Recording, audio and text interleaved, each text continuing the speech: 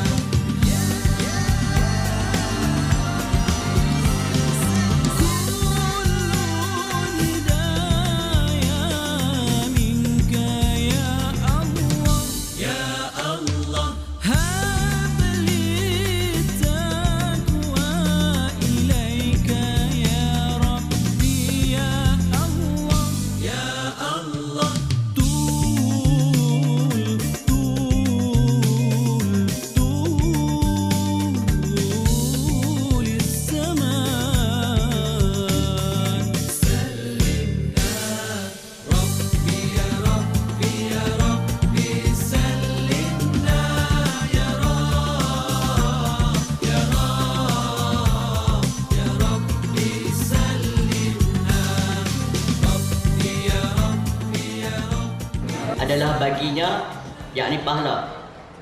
Biqaulihi ta'ala, dengan firman Allah Ta'ala, illa ay lakin, yakni kecuali, alladzina amanu wa amilus solihat falahum ajrun ghairu mamnun. Kecuali mereka-mereka yang beriman dan beramal soleh, maka bagi mereka pahala yang tidak putus-putus. Tafsirnya maqtu'in, yakni ghairu mamnun, yakni tidak putus-putus. Wa fil hadis, dan di dalam hadis Nabi sallallahu alaihi wasallam bersabda, idza balagal mu'min minal kibari ma ya'jizuhu 'anil amal kutiba lahu ma kana ya'mal. Ketika sampainya umur mukmin itu minal kibari, pada usia tuanya, ma ya'jizuhu, barang yang apa padanya, yakni ganjaran, 'anil amali, daripada amalannya, kutiba lahu ma kana ya'malu, ditulis baginya apa yang telah dia lakukan, yakni pada zaman mudanya.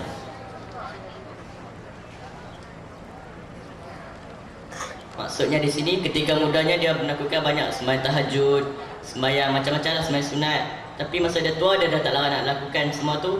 Kemudian dia tua, tapi pahala yang dia buat tu sama dengan masa zaman mudanya. Tapi kalau zaman muda pun malah nak sembahyang rawatib semua tu, taklah. A'udzubillahi minasyaitonirrajim. Bismillahirrahmanirrahim. Alhamdulillahirabbil alamin. Wassalatu wassalamu ala Rasulillah wa ala alihi wa ashabihi ajma'in. Subhanaka la ilma lana illa ma 'allamtana innaka antal alimul hakim. Qala rabbi shrah li sadri wa yassir li amri wahlul 'uqdatam min lisani yafqahu qawli, amma ba'du, fa ya ibadallah ittaqullah. Qala Abu Bakr as-Siddiq radhiyallahu anhu, qad inni wulitu 'alaikum wa lastu bi khairikum. Khamsatun wa tis'una Suratul Tin Makkiyatun wa ayatuha samaniyatun nuzilat ba'dal buruj. Surah yang ke-95 iaitu surah Tin, tergolong dalam surah-surah Makkiyah, dan ayatnya ada 8, diturunkan selepas Al-Buruj, yakni surah Buruj. A'udzubillahi minasyaitonirrajim. Bismillahirrahmanirrahim. Wattini wazzaitun wa turi sinina wa hadzal baladil amin. Laqad khalaqnal insana fi ahsani taqwim thumma radadnahu asfala safilin illa alladhina amanu wa 'amilus salihati falahum ajrun ghairu mamnun fama yukazzibuka ba'du biddin alaysa Allahu bi ahkamil hakimin. Sadaqallahul azim. Qala musannifu rahimallah, bismillahirrahmanirrahim, dengan nama Allah yang maha pemurah lagi maha penyayang. Wattini wazzaituni ayil ma'kulaini aw jabalaini bisyami yunbitanil ma'kulaini wattini wazzaituni, demi buah tin dan juga demi buah zaitun. Kalau kita tengok di sini, perkataan yang pertama daripada ayat surah Tin merupakan qasam, sumpahan Allah Subhanahu wa taala. Waw yang berada di sebelum perkataan at-tin merupakan waw qasam, dan at-tin itu menjadi maksum, yakni perkataan, yakni benda yang Allah bersumpah dengannya. Dan wal zaitun tu pula menjadi ataf kepada at-tin, majrur kerana ba'da harful qasam. Dia tak boleh baca wattinu, tak boleh baca wattina, dia kena baca wattini sebab dia majrur. Jadi kataan yang pertama ni merupakan sumpahan Allah Subhanahu wa taala.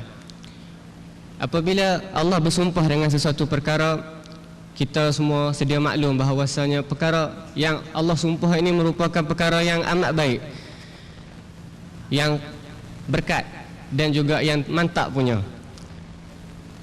Apa dia yang dimaksudkan dengan buah tin dan buah zaitun ini? Pengarang mengatakan ayil ma'kulaini, merupakan dua jenis makanan yang mana memang zat makanan betul, buah.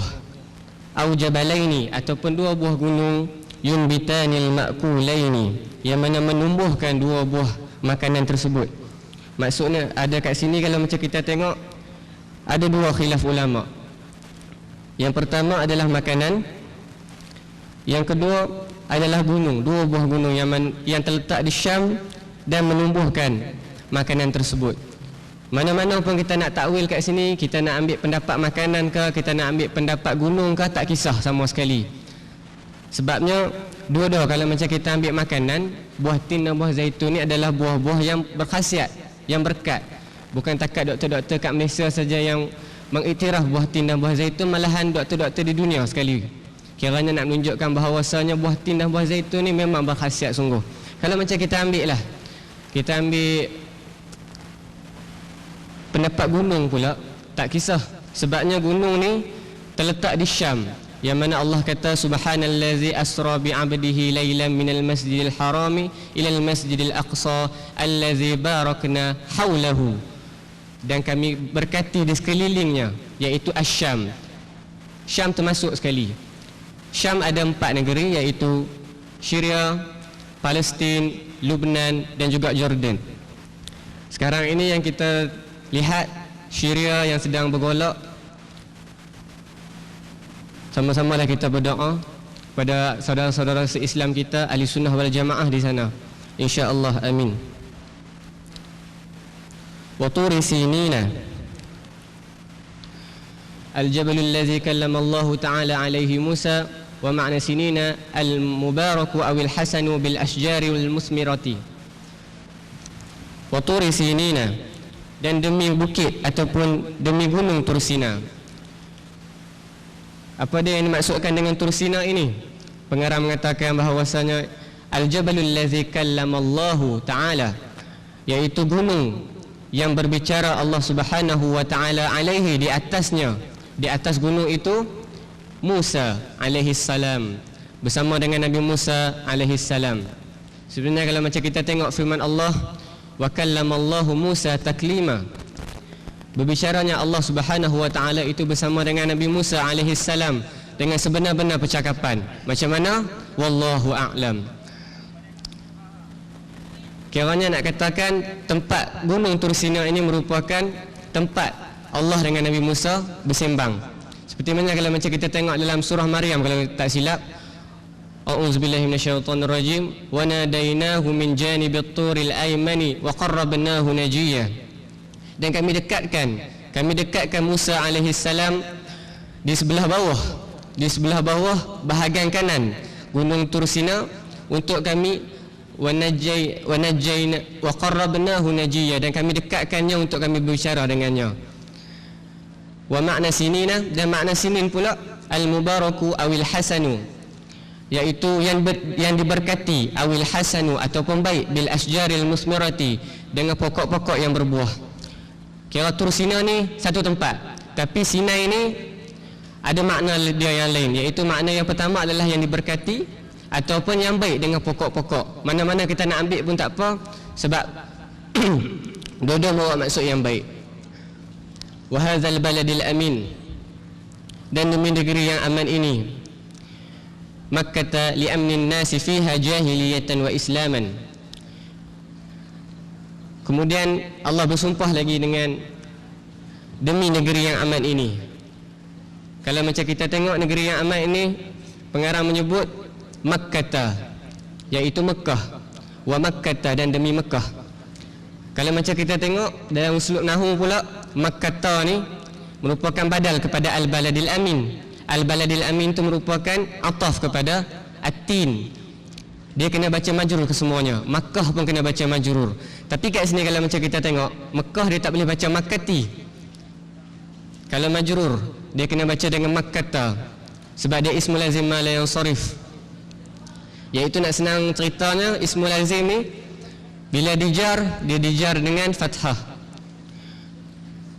Kenapa Allah katakan Mekah itu sebagai negeri yang aman?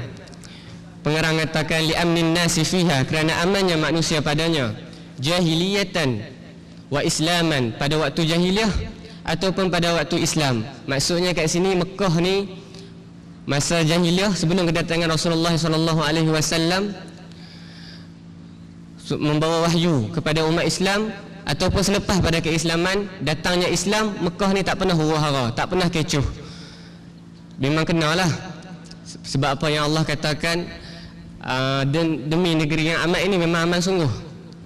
Dan kalau macam kita tengok empat-empat sumpahan Allah, iaitu buah tin, buah zaitun, Tursina dan juga Mekah, Allah nak menyatakan sesuatu kepada kita, yang mana sesuatu itu adalah laqad khalaqnal insana al-jinsa fi ahsani taqwimin ta'dilan li suratihi summa radadnahu fi ba'di afradihi.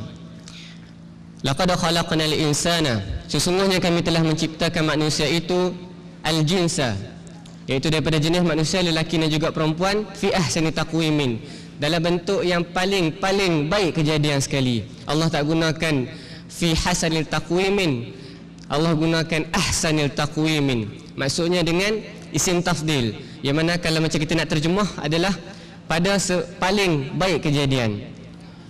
Pada baik kejadian itu macam mana? Ta'dilil suratihi, yang sama rata, yang adil gambaran ataupun ciptaannya. Macam kalau macam kita tengok tangan kita ataupun telinga kita sebelah kanan, dia akan sama dengan sebelah kiri. Dia tak ada telinga kita sebelah kiri ni pusing ke belakang ataupun duduk bawah sikit. Iaitu yang dimaksudkan dengan sama rata, normalnya kejadian manusia.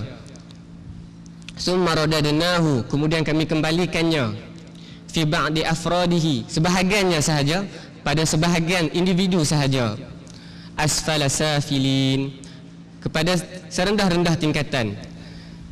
Kinayatan anil harami, merupakan kinayah tentang usia tua, wal da'fi, dan lemah. Fa in qusu amalul mu'mini, maka berkuranglah amalan mukmin an zamanis syababi, daripada zaman mudanya. Maksudnya kat sini asfala safilin ni serendah-rendah tingkatan, bukanlah maksudnya orang kata apa, kita ni duduk tingkat bawah, tapi Allah yang tu. Alhamdulillahi Rabbil Alamin, wa afdalus salatu wa atammu taslim ala habibina al-Mustafa Muhammadin wa ala alihi wa sahbihi ajma'in, amma ba'd. Qala rabbi shrah li sadri wa yassir li amri wa hlul 'uqdatan min lisani yafqahu qawli. Wa la hawla wa la quwwata illa billahil 'aliyyil 'azim.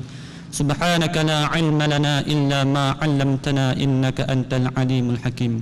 Allahumma yassir wa la tu'assir wa tammim bil khair bi rahmatika ya arhamar rahimin.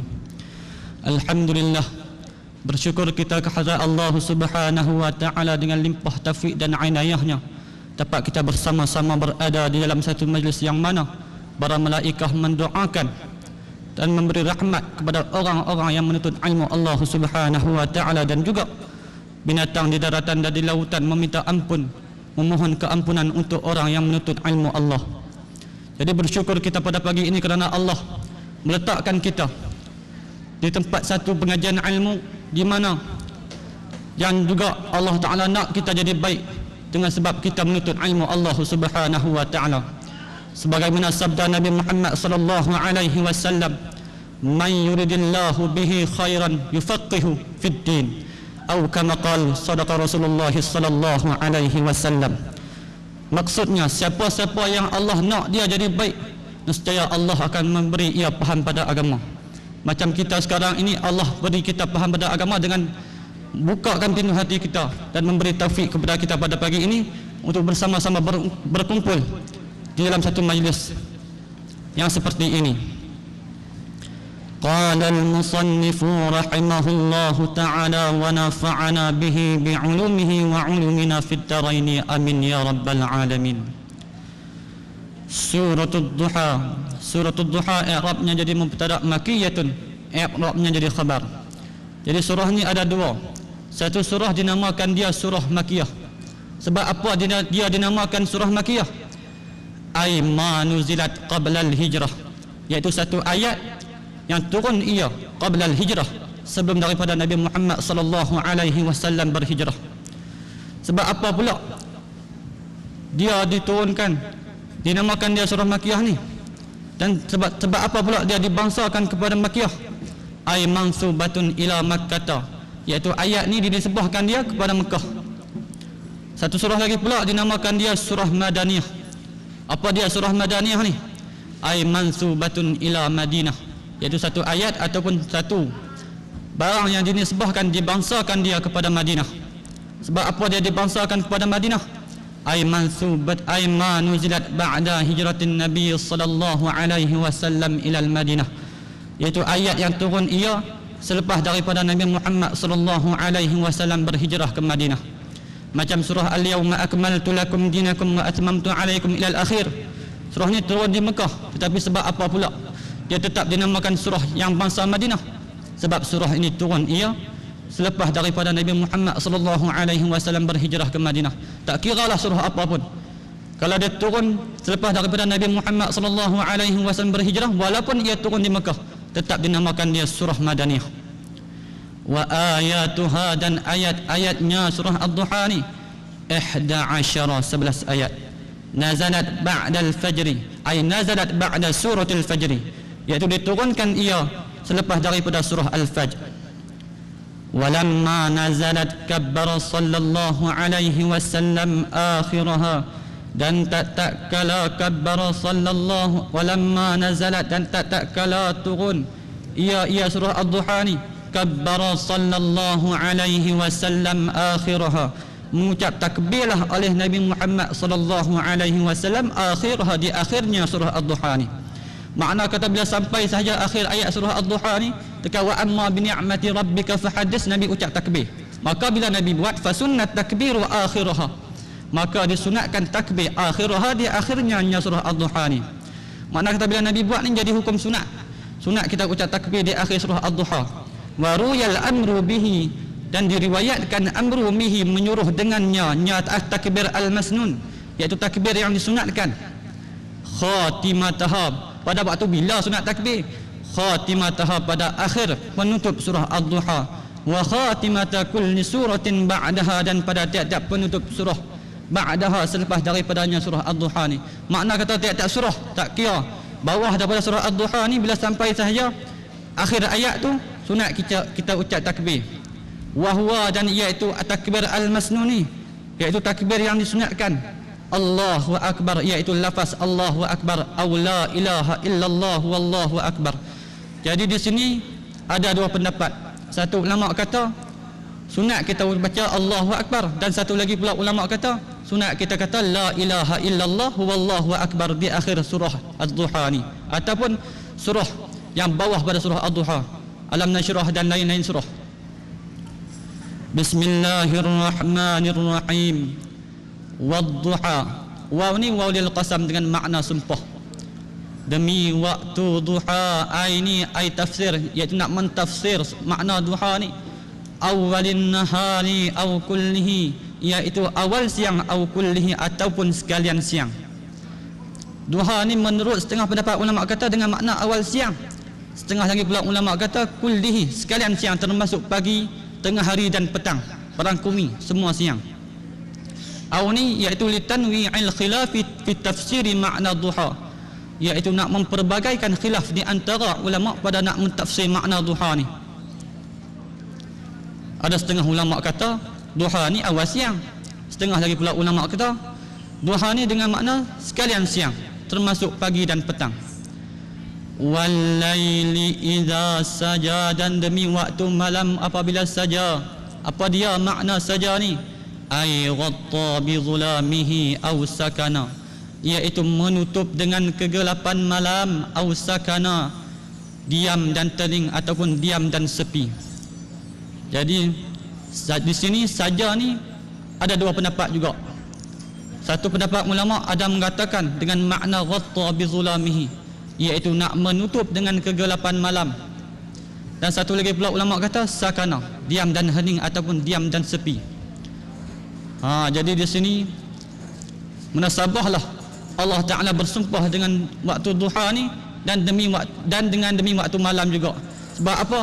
Sebab kisah ni Allah Taala turunkan surah Ad-Duha ni sebab nak menolak, nak menangkis perkataan orang-orang kafir yang mengatakan bahawa Tuhan itu marah dan biar akan Nabi Muhammad sallallahu alaihi wasallam ketika mana lambatnya turun wahyu kepada Nabi Muhammad sallallahu alaihi wasallam.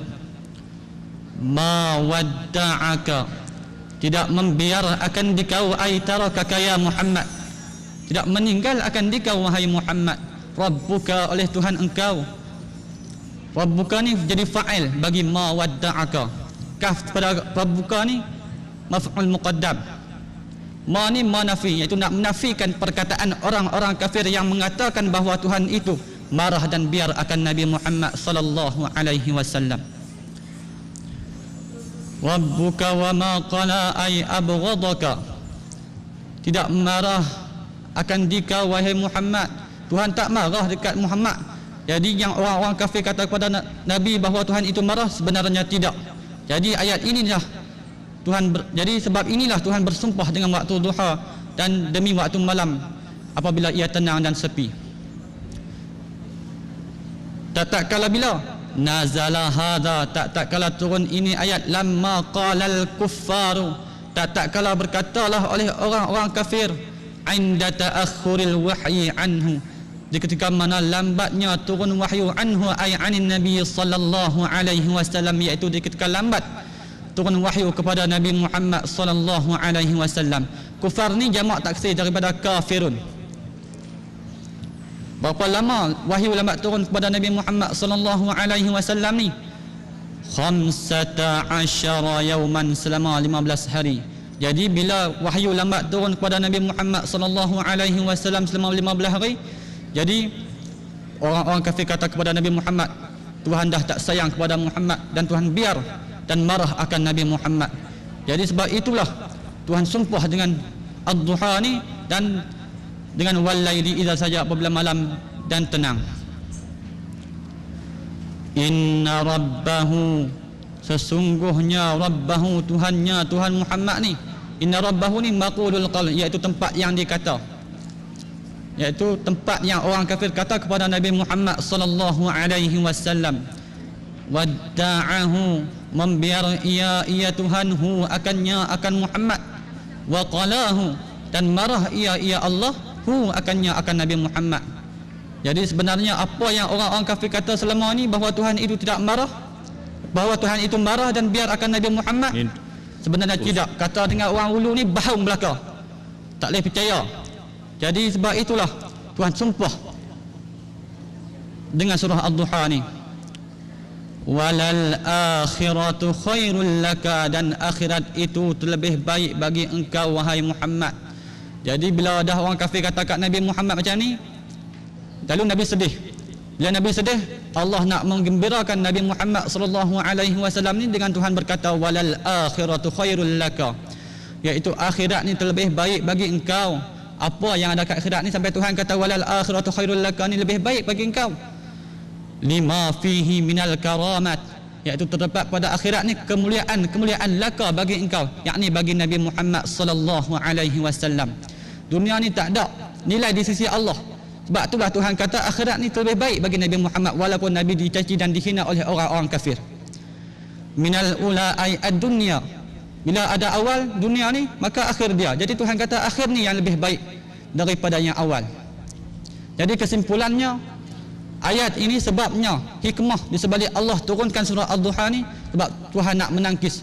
Tuhan nak menangkis dan nak melawan Tuhan nak menangkis dan nak menolak perkataan orang-orang kafir terhadap Nabi Muhammad sallallahu alaihi wasallam yang mengatakan bahawa Tuhan itu marah dan biar akan Nabi Muhammad sallallahu alaihi wasallam. Jadi sekadar itu saja persembahan saya pada pagi ini. Apa yang baik itu datangnya daripada Allah Subhanahu wa taala dan segala kekurangan itu datangnya daripada kelemahan saya sendiri. Beribu kemaafan sekiranya ada terkasar bahasa. Wabillahi taufiq wal hidayah. Wassalamualaikum warahmatullahi taala wabarakatuh. Bismillahirrahmanirrahim. Alhamdulillahi rabbil alamin. Wassalatu wassalamu ala asyrafil anbiya'i wal mursalin wa ala alihi wa sahbihi ajma'in. اللهم زدنا علما نافعا وعملا متقبلا ورزقا حلالا طيبا. اللهم افتح علينا فتوح العارفين برحمتك وانشر علينا يا أرحم الراحمين ويا أكرم الأكرمين. ربنا أتنا في الدنيا حسنة في الآخرة حسنة وقنا عذاب النار. وصلى الله على سيدنا محمد وعلى آله وصحبه وسلم. والحمد لله رب العالمين. أين أبي يا عمتي؟ اصبري يا زكية، الصبر من الإيمان. السلام عليكم ورحمة الله وبركاته. وعليكم السلام ورحمة الله وبركاته. تفضلي بالجلوس يا زينب. شكرا جزيلا. يا عمتي هذه صديقتي زينب. كيف حالك يا زينب؟ أنا الحمد لله. يا سيدتي كيف حالك؟ الحمد لله أنا بخير. أهلا وسهلا بك. أهلا بك. إلى أين أنت يا زكية؟ أنا أريد الذهاب إلى دار المسنين مع عمتي فاطمة. ماذا تقرأين يا زينب؟ أقرأ مقالة عن إهمال الأولاد بر الوالدين. مقالة تهم جميع الناس من الأبناء والآباء. من هذه المقالة نظرنا أن المجتمع خصوصا الذين يخرجون للعمل يوميا يرسلون آباءهم وأمهاتهم العجائز إلى دار المسنين للتخفيف من واجباتهم الثقيلة. ما رأيكما؟ لماذا ظهرت هذه المشكلة؟ إهمال الأولاد بر الوالدين ظاهرة قديمة، ولكنها في هذا العصر انتشرت أخباره بفضل وسائل الإعلام المتعددة من الجرائد والتلفاز والإذاعة. زينب، إهمال الأولاد آباءهم له صور متعددة: أن يترك الابن الغني الولد الفقير أو المسكين في مسكن ضعيف حيث لا يبالي الابن أن يأكل والده أم لا يأكل، وكذلك لا يهتم الابن بصحة والده. يا حسرة على الأبناء يوم القيامة لما يرون ما يوعدون لهم من العذاب بسبب آبائهم وأمهاتهم. قضية إهمال الأولاد قضية عالمية وقعت لكون المجتمع ينسون أو يتناسون أمر ربهم، فالدين هو أساس الحياة السعيدة في الدنيا والآخرة. كلامك صحيح يا زينب، أنا أوافق رأيك هذا. فعدم وجود الاحترام وسوء الأدب الأولاد إلى الوالدين، وكون معظم الأبوين لا يقومون بواجبات تربية الأبناء تربية الإسلامية، هذه الأمور من الدوافع إلى حدوث الظاهرة. السبب الاقتصادي هو سبب لا ينبغي إغفاله. الكل يعمل بالجد ليلا نهارا في هذا الزمن لشراء البيوت الفاخرة، السيارة الجديدة، والتزيين حديقة البيوت بالبركة والأشجار. طبعا يا صديقتي، إنهم يتسابقون في جمع ثروة حتى ينسوا مسؤوليتهم الأولى وهي تربية الأولاد حتى يكونوا جيلا ربانيا. هؤلاء يشعرون أن الوالدين أعباء في حياتهم، ولذلك يرسلونهما إلى دار المسنين، وأنهم لا يشعرون بأن هذا أمر سيقطع المحبة نحو الوالدين، ولا يتفكر واحد منهم أنهم سيعاملون كما يعاملون. صدق القائل الحكيم: كما تدين تدان. هذا أمر غريب. الواجب أن يربي الأبناء آباءهم شكرا لحسن تربيتهم أو على شكرا على أنهم سبب وجودهم في العالم. ما شاء الله ونعوذ بالله من ذلك. وعرفنا أن الإسلام يكره عقوق الوالدين وإهمالا عن البر بهم. إذن فما هو الحل لهذه المشكلة؟ وما رأيك يا زكية؟ في رأيي أن أفضل الحلول لهذه المشكلة أن نكون واعين بأن الإحسان بالوالدين من واجبات الأبناء، ومن الإحسان بهما هو عدم إرسال الأب أو الأم إلى دار المسنين. صحيح يا زكية، ينبغي لنا ألا ننسى مسؤوليتنا نحو الوالدين كما قال تعالى: وبالوالدين إحسانا. ويكفي بقصة علقمة مع أمه عبرة لنا في هذا الشأن وفي هذا العصر. فالواجب على كل الأب والأم أن يقص هذه القصة لأبنائهم حتى يعرف الأبناء أهمية المسؤولية نحو الوالدين. احكي لنا يا عمتي قصة علقمة. نعم يا عمتي، احكي لنا لتكون عبرة لنا. طيب، كان في عهد النبي صلى الله عليه وسلم صحابي بر بأمه الحنون، ولما تزوج فضل زوجته على أمه، وفي مرض موته لا يستطيع نطق الشهادتين، وأخيرا علم النبي سبب ذلك وهو غضب أمه به، وبعد صفحة أمه ورضيت به مات صحابي علقمة ناطقا شهادتين رضي الله عنهم ورضوا عنه. نفقات الآباء والأمهات تزيد يوما فيوما، فهم لا يعملون ولا يشتغلون لأنهم ضعاف الجسم والعقل، لا يقدرون حمل أشياء ثقيلة ولا يقدرون حل مشاكل صعبة. ذلك شأن كل إنسان طال عمره يا عمتي.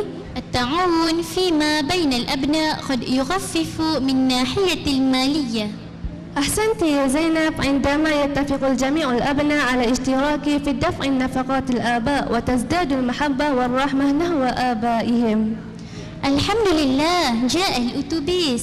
سأصعد الأتوبيس رجوعا إلى بيتي. هيا معي إلى بيتي. شكرا يا صديقتي زينب، أنا أنتظر أبي وهو في الطريق إلى هنا. أقرئ السلام على أسرتك منا. إن شاء الله. السلام عليكم ورحمة الله. وعليكم السلام، مع السلامة. انظري يا عمتي، جاء أبي يقود سيارته. هيا بنا يا عمتي. هيا بنا.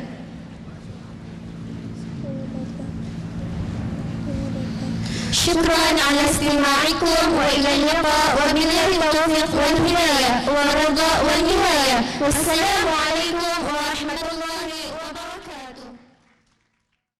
بسم الله الرحمن الرحيم. الحمد لله رب العالمين، والصلاة والسلام على أشرف الأنبياء والمرسلين وعلى آله وصحبه أجمعين. المحترم رئيس الجلسة، الحاضرون والحاضرات، وإخوة الطلاب وأخوات الطالبات، نحييكم بتحية الإسلام مباركة من عند الله.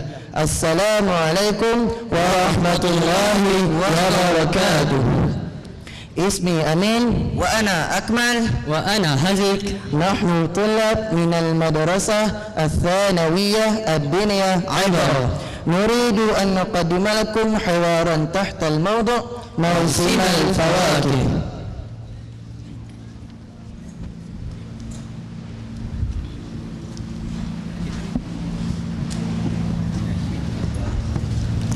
خرج ذول من مكتبة المدرسة واتجه إلى المطعم لتناول الطعام.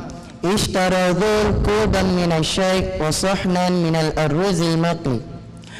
أثناء الأكل جاء صديقانه في دار الحوار بينهم.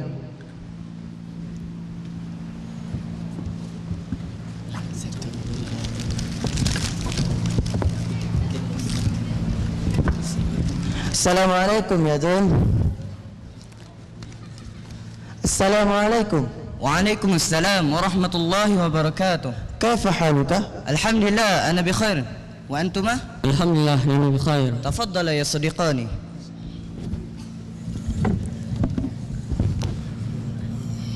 نأكل معا. شكرا يا أخي، أكلنا قبل قليل ولقد شبعنا الآن والحمد لله. ماذا أكلت يا زول؟ يبدو أنه لذيذ. أكل الرز المقلي. تفضل يا أخي. شكرا. يا ذول، كيف كانت عطلتك المدرسية الماضية؟ الحمد لله، في العطلة المدرسية الماضية رجعت مع أسرتي إلى قرية أبي في نجر سمبلان.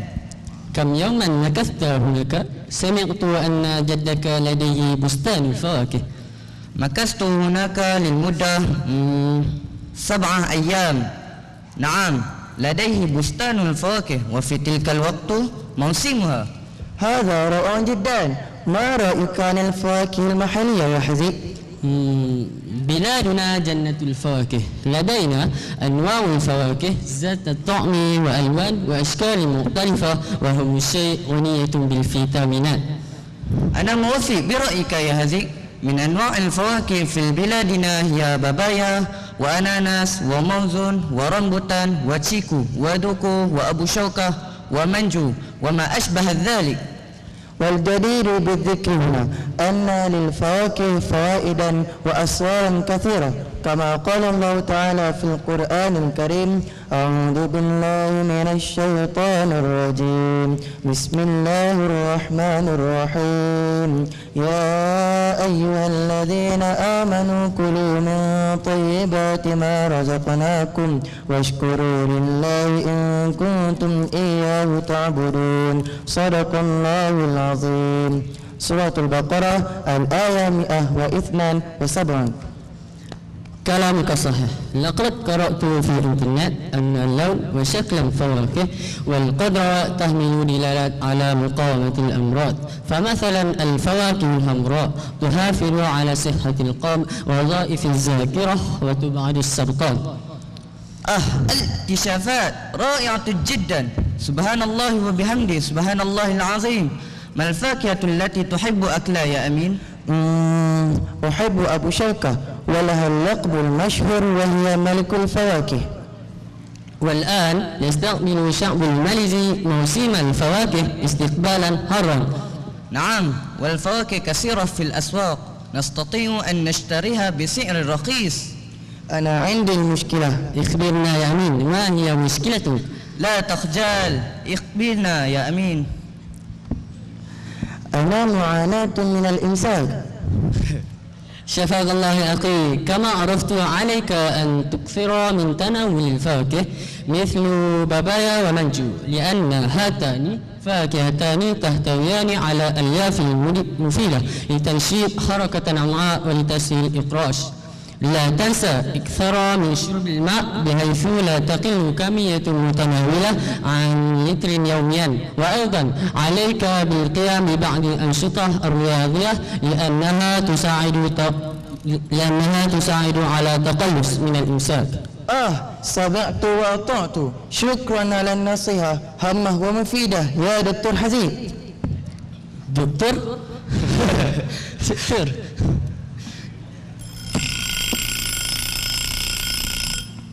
يرن الجرس، هيا ندخل الفصل قبل دخول المعلم. هيا.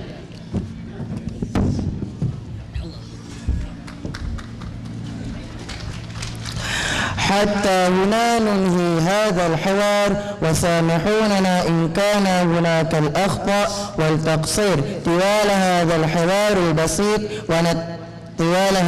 البسيط ونتمنى منكم أن تستمتعوا به. وأقول قولي هذا وأستغفر الله لي ولكم، والسلام عليكم ورحمة الله وبركاته.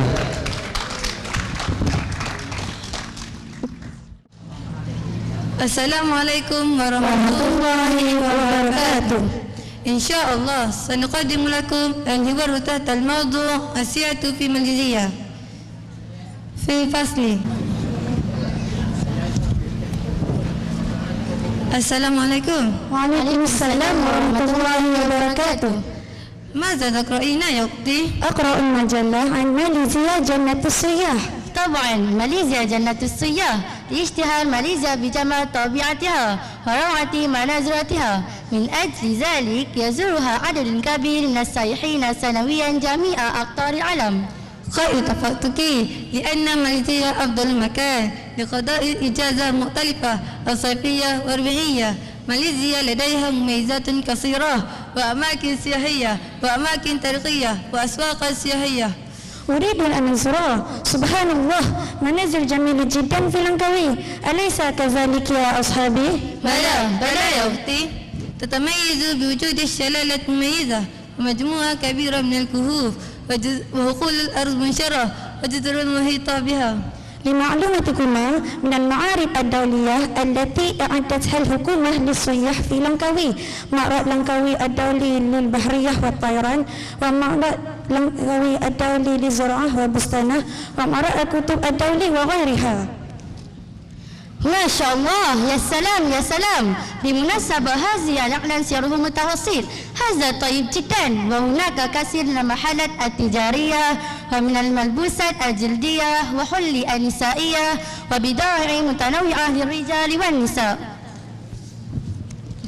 هذا مكان في ترنجانو، رانتا أبان، قد زرتها في عطلة سابقة، وهناك مشهور بالبيت سلحفاة البه، قد أكلته وطعمه لذيذ جدا. وقد زرت أيضا جنبين بولاية بحر وتيمن، وقد وصلت في جنب البحر مع أسرتي، وحازت تذكارية سعادة مع أسرتي. أنا في عطلة سابقة قد زرت أماكن ذات الأثر التاريخية وملاكة وبلابيناج. كثير المعلومات قد وجدت هناك. وقد زرت أيضا كاميرون هايلاند، هناك وجود بستان فرالة وطعمها ما شاء الله لذيذ جدا، والجو هناك بريد. أين زرت في عطلة سابقة يا صاحبي؟ قد زرت إلى عاصمة ماليزيا كوالالمبور، متنزه حديقة الوطنية وحديقة الخبزيات وبوجة فترانس أطعم وغير ذلك مع أسرتي. مهم جدا لمعلومتكم، تقدم حكومة تسهيلات كثيرة لترحب بالجنسية، منها فنادق وشاليهات الكثيرة، فيجدون طعاما حلال السهولة والمساجد الكثيرة للصلاة. كيف رأيك يا صاحبي؟ قد اتفقتك، وتعد الحكومة أسواق سياحية مثل سوق الله في باتو فرنجي بجزيرة بناش، وسوق في شارع مسجد إنديا، وسوق في شارع تلكو عبد الرحمن، والسوق المركزي، وتباع فيها الأطعمة الشعبية والصناعة اليدوية والملابس والساعة اليدوية وغيرها. انظروا هنا في آخر صفحة من هذه المجلة، هذا معلومة مهمة جدا. أين قد وجدتها؟ من أهداف إقامة معارض تشجيع اقتصاد ورفع دخل، لأن لدى السورية قوة شرعية. أيضا مجيء السورية إلى بلادنا يساعدنا على تنشيط حركة الاقتصاد في ماليزيا. كما علمنا تهتم الحكومة بدور المرشدين السياحيين الذين يساعدون السياح ويرشدونهم إلى الأماكن السياحية. من حيث خدمة المواصلات لا نخاف، لأن تقدم الحكومة خدمة المواصلات من حافلات وسيارة الإجرة والطائرات. أليس كذلك يا أصحابي؟ بلى يا أختي، كما قد سمعنا الأغنية في التلفزيون. إجازة ماليزيا. كرين خدوا الجرس، هيا ابن المطعم، هيا.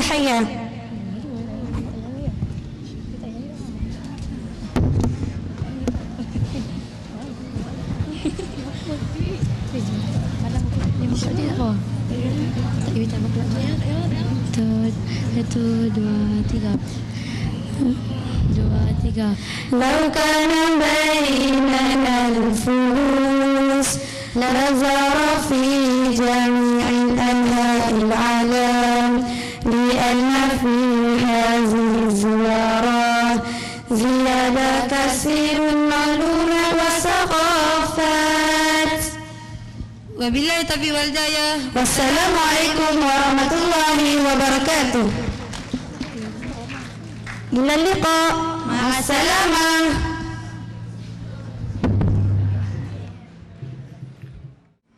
بسم الله الرحمن الرحيم. السلام عليكم ورحمة الله وبركاته.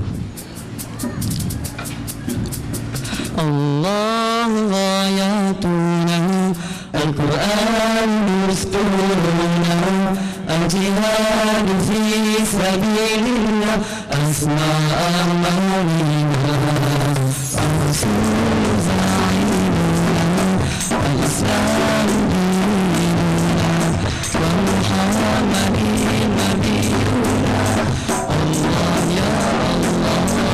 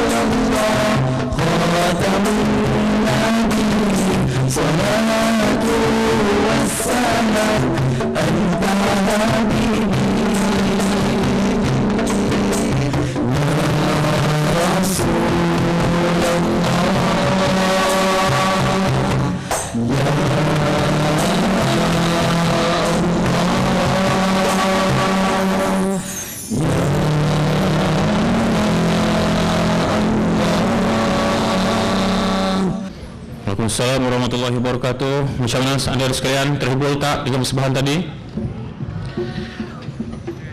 Sebenarnya nasyid ada dua kumpulan. Lagi satu kumpulan kita akan tampilkan mereka semasa akhir persembahan kita nanti. Sahabat-sahabat kita nantikan adakah kumpulan ini menjadi juara untuk ihtifal pada tahun ini. Saya pun belum ada keputusannya, sama-sama kita nantikan nanti. Terima kasih diucapkan kepada kumpulan Adin Voice daripada Sekolah Menengah Islam Al-Masriah Al-Islamiyah Bukit Bertajam di atas persembahan mereka seperti tadi. Dan kita teruskan acara pada pagi ini dengan menampilkan bakal-bakal yang berhormat ataupun bakal-bakal Perdana Menteri kita mungkin satu hari nanti. Okey, kita tampilkan untuk acara pidato berbahasa Melayu. Kita mempersilakan peserta pertama yang akan membuat persembahan iaitu pidato dalam bahasa Melayu. Dipersilakan adik Nurul Ashikin binti Sazali daripada Madrasah Fakih Damiah Islamiah Permatan Pau. Dipersilakan. Secangkir apresiasi saya layarkan buat tuan penerajuk acara kombinasi guru-guru pendidik anak bangsa, hadirin hadirat pencetus revolusi minda. Sebelum Bahtera memulakan pelayarannya, sebelum Pina merungkai kata-kata, izinkan saya mewarnai arena hari ini dengan buah pidato yang bertajuk Remaja Cerminan Masa Hadapan Negara. Menurut Kamus Dewan edisi keempat, remaja dapatlah ditarifkan sebagai individu yang berada di peralihan akhir balik, manakala perkataan cerminan membawa maksud, pantulan atau gambaran. Negara pula dapatlah diinterpretasikan sebagai sesuatu kawasan yang berada di sebuah kekerajaan tertentu. Secara keseluruhan dapatlah difahami bahawa maudud pidato saya pada hari ini berkisar tentang remaja yang merupakan tunjang pentadbiran negara. Pasti hadirin dan hadirat tertanya-tanya, apakah nilai-nilai yang perlu ada kepada seorang remaja pewaris masa hadapan negara, bukan? Lantaran itu, berdirinya harimau kerana berani, tegaknya budaya kerana seni. Berdirinya saya di sini untuk mengupas apakah nilai-nilai yang perlu ada kepada seorang remaja pewaris negara menerusi nirmala kata seorang anak berjiwa merdeka. Nirmala kata saya yang pertama berpaksikan kata kunci remaja harapan, remaja berilmu. Bagaimanakah remaja berilmu dapat menunjukkan masa hadapan negara? Jawapannya, dengan ilmu dapat menjadikan seseorang lebih bijak, dan dengan ilmu dapat menjadikan sesebuah itu lebih maju, misalnya dalam aspek ekonomi, penggunaan ICT dan sebagainya. Jikalau tidak, masakan Islam begitu menekankan tentang ilmu, seperti mana dalam firman-Nya dalam surah Al-Alaq ayat 1 yang berbunyi, A'udzu billahi minasyaitonir rajim. Bismillahirrahmanirrahim. Iqra' bismi rabbikal ladzi khalaq. Yang membawa maksud, bacalah demi nama Tuhanmu yang menciptakan. Ayat ini menunjukkan kepada kita betapa pentingnya ilmu dalam kehidupan seorang remaja. Natijahnya, seorang remaja perlulah mempersiapkan diri dalam proses membina tamadun negara. Kerana dengan ilmu dapat menjadikan seseorang itu dapat berfikir antara yang baik dan yang buruk. Implikasi daripada itu, lahirlah remaja-remaja yang memikirkan keseronokan semata-mata, misalnya melibatkan diri dalam penyalahgunaan dadah. Hadirin dan hadirat, bayangkan remaja yang sepatutnya menjadi aset negara paling bernilai, yakni mewarisi segala kegemilangan tamadunnya, namun segalanya rosak di penangan dadah durjana. Konklusinya, remaja berilmu dapat memanifestasikan negara masa hadapan. Hadirin dan hadirat, nirmala kata saya yang seterusnya berpaksikan kata kunci ketakwaan corak pentadbiran negara dalam surah Al-Hujurat ayat 13 yang membawa maksud, sesungguhnya orang yang paling mulia di sisi Allah ialah orang yang paling tinggi takwanya. Ayat ini memberi tahu kepada kita supaya orang yang bertakwa itu adalah orang yang paling tinggi darjatnya di sisi Allah. Orang yang bertakwa dapat menghindarkan diri daripada melakukan perkara mungkar sekaligus mengurangkan kadar peratusan masalah sosial di kalangan rakyat Malaysia. Kajian menunjukkan kurang daripada 17 minit lahir anak-anak luar nikah yang hasil daripada perlakuan tidak bermoral yang semakin hari semakin melarat, ibarat luka yang kian bernanah di daksinya. Permasalahan sosial dapat dielak seandainya remaja dapat menanamkan sikap ketakwaan dan jati diri yang utuh. Mantan Perdana Menteri Indonesia pernah berkata, berikan aku 100 orang tua, akan ku galas bukit meninggi. Berikan aku 10 pemuda, akan ku gegarkan dunia. Kata-kata ini mengingatkan saya kepada kisah kegemilangan Islam 600 tahun yang lalu, di mana seorang pemuda bergelar Sultan Muhammad Al-Fatih yang pada ketika itu berusia 21 tahun berjaya menawan kota Konstantinopel. Sejarah membuktikan bahawa dengan adanya ilmu, takwa dan disiplin, remaja bukan saja dapat menguasai negara, bahkan mentadbir dunia. Sekian, pemuda harapan bangsa, pemudi tiang negara. Bismillahirrahmanirrahim. Terima kasih sejamba mawar seharum kasturi buat saudara pimpinan majlis. Seterusnya sidang hadirin pencetus revolusi minda yang saya muliakan. Assalamualaikum dan salam pertemuan. Berabad lalu, satu badan sejarah telah mendirikan suatu pengadrafan seantara negara dan mengagungkan insan berwatak pembimbing, mesra, memahami, membelai dan mendidik, didik terus mendidik, belai terus membelai. Hadapnya hanya satu, membentuk jiwa bangsa, akhlak mulia terpuji, membina ketinggian tamadun dan bangsa negara terulung. Kenanglah, hargailah. Hari ini persembahan ini bukanlah persembahan pidato Perdana Raja, tapi saya pelajar akademik Kementerian Pelajar Malaysia yang akan menerangkan indikator berpaksikan tajuk masyarakat penyayang negara terbilang. Sidang hadirin yang dikasihi, dekat di hati, pewujudan masyarakat penyayang ialah menggambarkan usaha negara dalam mewujudkan sebuah negara yang stabil, kerana asas kestabilan sebuah negara terletak pada kestabilan masyarakatnya. Kestabilan masyarakat penting bagi menjamin kestabilan ekonomi dan politik sebuah negara. Masyarakat yang stabil dari segi emosi, rohani, fizikal dan mental serta peka tanggungjawab bersama mampu mewujudkan negara yang harmoni. Kekuatan ini penting bagi mengelak negara menjadi mangsa pencerobohan kuasa-kuasa asing. Hal ini kerana pencerobohan pada zaman serba canggih ini tidak lagi menggunakan kekuatan tentera tetapi menggunakan teknologi yang mereka miliki. Maka hayatilah cetusan minda kurniaan Allah, rempuhan idea pertama. Pembentukan masyarakat penyayang memantapkan perpaduan dalam kalangan masyarakat pelbagai kaum. Seperti yang diketahui umum, masyarakat penyayang menggambarkan masyarakat Malaysia yang hidup berlandaskan nilai kasih sayang. Mereka hidup saling membantu kerana ikatan ukhuwah yang terjalin tersemat dalam naluri mereka. Tausanya, amalan kunjung-berkunjung ke rumah rakan berbeza agama merupakan amalan yang berjalan mupuk semangat muhibbah dan perpaduan. Jadi jelaslah bahawa masyarakat kita hidup standar menyandar bagai aur dengan tebing, bersesuaian dengan gagasan satu Malaysia, rakyat didahulukan, pencapaian diutamakan. Cetusan minda Perdana Menteri ke-6 Datuk Seri Muhammad Najib Tun Abdul Razak untuk melahirkan masyarakat penyayang yang mengamalkan konsep satu Malaysia akan terlaksana dengan jalannya. Sidang saksi bermisi rempuhan idea kedua. Masyarakat penyayang mampu merubah paradigma masyarakat yang bersikap bagai inau dalam belukar melepaskan pucuk masing-masing. Kita lihat pada masa ini kebanyakan warga kita sibuk mengejar kemewahan duniawi kerana bagi mereka kehidupan yang singkat ini perlu diisi dengan kemewahan. Mereka bekerja siang, malam tanpa memikirkan peri pentingnya masyarakat penyayang pada diri, keluarga, masyarakat dan negara.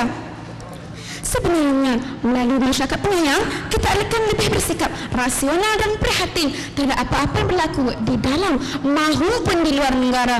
Saya bawakan contoh bencana alam yang dahsyat berlaku di beberapa buah tempat. Antaranya gempa bumi di Padang Indonesia, tsunami di Samoa, ribut taufan di Filipina memerlukan belas kasihan rakyat negara kita. Kerana berat mata memandang, berat lagi bahu yang memikul. Secara masyarakat penyayang akan mengamalkan sikap saling membantu kerana tangan yang memberi lebih baik daripada tangan yang menerima. Sidang Dewan yang saya muliakan, rempuhan idea ketiga. Sudah terang lagi bersuluh, masyarakat penyayang mampu mewujudkan keluarga yang harmoni. Ikatan silaturahim bertambah erat sekiranya ahli keluarga memainkan peranan, terutamanya ibu bapa yang menjadi suri teladan kepada anak-anak. Hal ini demikian kerana anak-anak diibaratkan sehelai kain putih dan ibu bapa lah yang mencorakkannya. Hadirin, ibu bapa berperanan mendidik anak-anak sejak kecil lagi. Persis peribahasa menentur bulu biarlah daripada rebungnya. Kesimpulannya, masyarakat penyayang mampu bawa perubahan drastik kepada keluarga kerana keluarga bahagia, negara sejahtera. Sebagai akhirul kalam, pembentukan masyarakat penyayang di negara kita yang terdiri daripada pelbagai ras, budaya dan agama memerlukan kerjasama yang jitu dari semua pihak. Kerana hendak seribu daya, tak hendak seribu dalih. Usaha ini merupakan tanggungjawab kita bersama sebagai rakyat kerana kerbau dipegang pada talinya, manusia dipegang pada janjinya. Sekian wabillahi taufiq wal hidayah. Wassalamualaikum warahmatullahi wabarakatuh. Assalamualaikum warahmatullahi wabarakatuh. Terima kasih Tuan Pengerusi Majlis, Barisan Para Hakim yang tidak lagi sanksi keadilan dan kebijaksanaannya, para pendidik anak bangsa, seterusnya hadirin hadirat yang dirahmati Allah sekalian. Terteguhnya dua tapak kaki saya di sini adalah untuk menyampaikan sebuah syarahan yang bertajuk Remaja Hari Ini Cerminan Masa Hadapan Negara. Remaja, ingatlah masa depanmu, janganlah kau terleka di usia remaja.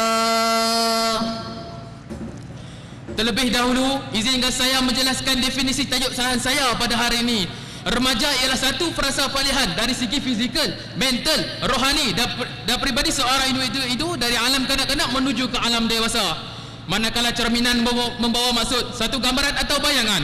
Secara umumnya, remaja hari inilah penentu jalan kemajuan negara, kerana mereka lah akan menduduki kursi tampuk kepimpinan negara pada masa hadapan. Hadirin hadirat sekalian, berdasarkan baik-baik nasihat yang saya alurkan sebentar tadi, ia jelas merupakan satu nasihat yang disampaikan secara lembut agar ia meresap ke dalam jiwa remaja supaya tidak menjadi masuk tinggal kiri, keluar tinggal kanan. Hal ini kerana di usia remaja lah terdapat pelbagai ujian yang menguji jati diri remaja. Andai remaja itu leka, hanyutlah dia bawa deras arus fata megana dunia yang penuh tipu daya. Justru golongan remaja ini perlu dididik dari usia mereka setahun jagung dengan nilai-nilai akhlak dan peribadi yang mulia yang berteraskan Al-Quran dan As-Sunnah. Bak kata pepatah, melentur buluh biarlah daripada rebungnya. Andai dibiarkan mereka terus tenggelam ke dasar dunia yang penuh tipu daya, hanyutlah dia di bawah deras arus fata megana dunia yang penuh kepalsuan. Justru marilah kita berganding bahu membentuk remaja acuan Al-Quran dan As-Sunnah yang menjadi model dan cerminan masa hadapan negara dengan model persekutuan antara kita, perbezaan pahaman politik, darjat, pangkat maupun harta.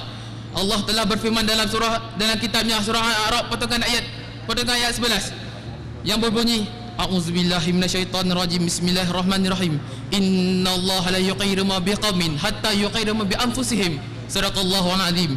Maksudnya, sesungguhnya aku tidak akan mengubah sesuatu kaum itu sebelum mereka mengubah keadaan diri mereka sendiri. Hadirin hadirat sekalian, saya mengajak hadirin hadirat, marilah kita merenung kembali kepada 1400 tahun yang lalu, di mana Rasulullah SAW dan para sahabat berjaya membuka kembali kota Islam Madinah yang hebat, seterusnya membuka kota Mekah, dan Islam tersebar ke seluruh dunia. Apakah rasanya? Rasanya ialah golongan muda, yakni golongan remaja yang dilahirkan pada zaman itu dibentuk melalui acuan Al-Quran As-Sunnah. Terpikat saya pada kata-kata Amirul Mukminin Sayyidina Umar Al-Khattab, Khalifah Islam yang kedua yang menggantikan Sayyidina Abu Bakar As-Siddiq. Beliau berkata, jika kamu mahu melihat masa hadapan negara, lihatlah pada anak muda pada zaman kamu. Surah terang lagi bersuluh, cukup sinonim kata-kata Amirul Mukminin dengan tajuk serahan saya pada hari ini, iaitu remaja hari ini cerminan masa hadapan negara. Apakah pula yang dimaksudkan dengan remaja acuan Al-Quran As-Sunnah? Remaja acuan Al-Quran As-Sunnah ialah remaja yang memiliki kepribadian yang tinggi dan akhlak yang mulia. Mereka menjadi kepentingan ilmu, seperti mana seorang ilmuwan Islam pernah berkata dalam kitab karangannya,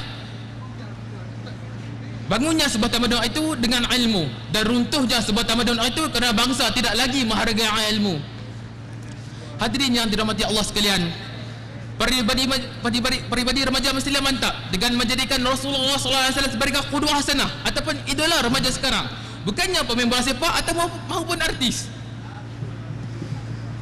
Hal ini telah digambarkan Rasulullah SAW telah digambarkan sendiri oleh isteri baginda, yaitu Ummul Mukminin Sayyidatina Aisyah radhiyallahu anhu sebagai Al-Qurannya bergerak, yakni akhlak dan perbedaan Al-Quran.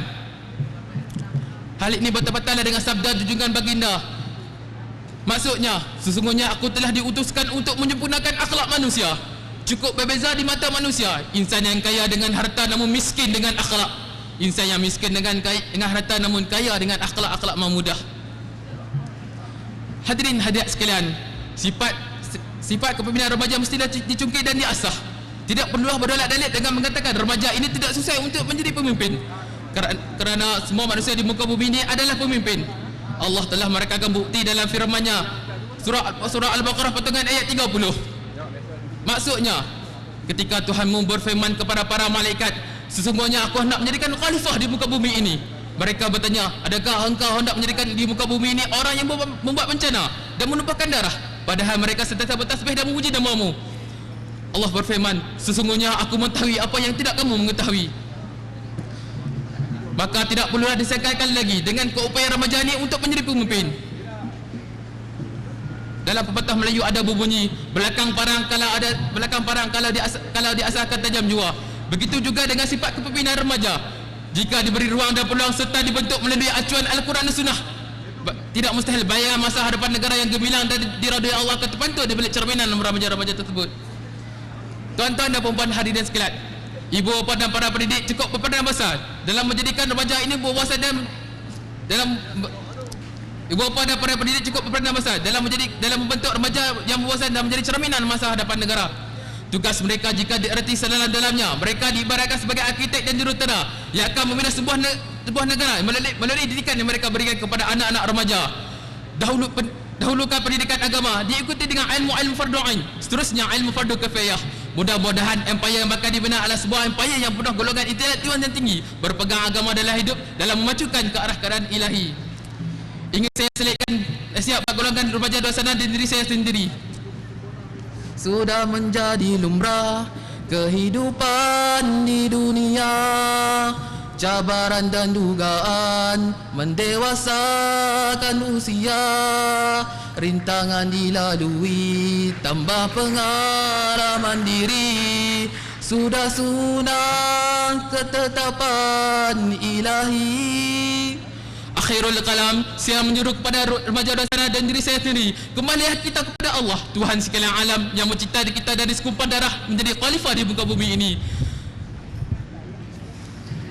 Tergalas di bahu remaja satu amanah dan tanggungjawab warisan para anbiya dan nenek moyang kita untuk makmurkan di muka bumi Allah ini. Kerana remaja inilah yang akan menjadi nakoda yang akan mengemudikan ke mana saja halu tuju negara pada masa depan. Yang baik itu datang daripada Allah, yang buruk juga datang daripada Allah, namun disampaikan kelemahan diri saya. Sekian wabillahi taufiq wa hidayah. Wassalamualaikum warahmatullahi wabarakatuh. Waalaikumsalam warahmatullahi wabarakatuh. Bersemangat persembahan telah disampaikan oleh Hadir Muhammad Naim bin Abdul Aziz daripada Sekolah Menengah Islam Ad-Diniyah Sungai Bakap. Majlis mengucapkan ribuan terima kasih. Hadirin yang dimuliakan sekalian, tadi kita dah dengar bahasa Melayu, sekarang kita akan dengar persembahan dari 3 orang peserta yang akan berpidato dalam bahasa Arab pula. Dijemput peserta pertama untuk membuat persembahan pidato dalam bahasa Arab. Dijemput adik. Bismillahirrahmanirrahim. Alhamdulillahi rabbil alamin. Wassalatu wassalamu ala sayyidina Muhammad sadiqil amin. Allahumma la ilma lana illa ma 'allamtana innaka antal alimul hakim. Wa ba'du al-muhtaram ra'isu jilsah wal khutaba'u wal hadirun al-a'izza. Assalamualaikum warahmatullahi wabarakatuh. أقوم أمامكم في هذا الصباح المبارك لألقي خطبة تحت الموضوع واجبة الأبناء نحو الوالدين. يجب على الولد أن يكون برا بوالديه ويؤدي لهما واجب الإكرام وغاية الاحترام لأنهما سببا وجوده وقوام حياته كما قال تعالى من سورة الإسراء. بسم الله الرحمن الرحيم. وقضى ربك ألا تعبدوا إلا إياه وبالوالدين إحسانا إما يبلغن عندك الكبار أحدهما أو كلاهما فلا تقل لهما أف ولا تنهرهما وقل لهما قولا كريما. صدق الله العظيم.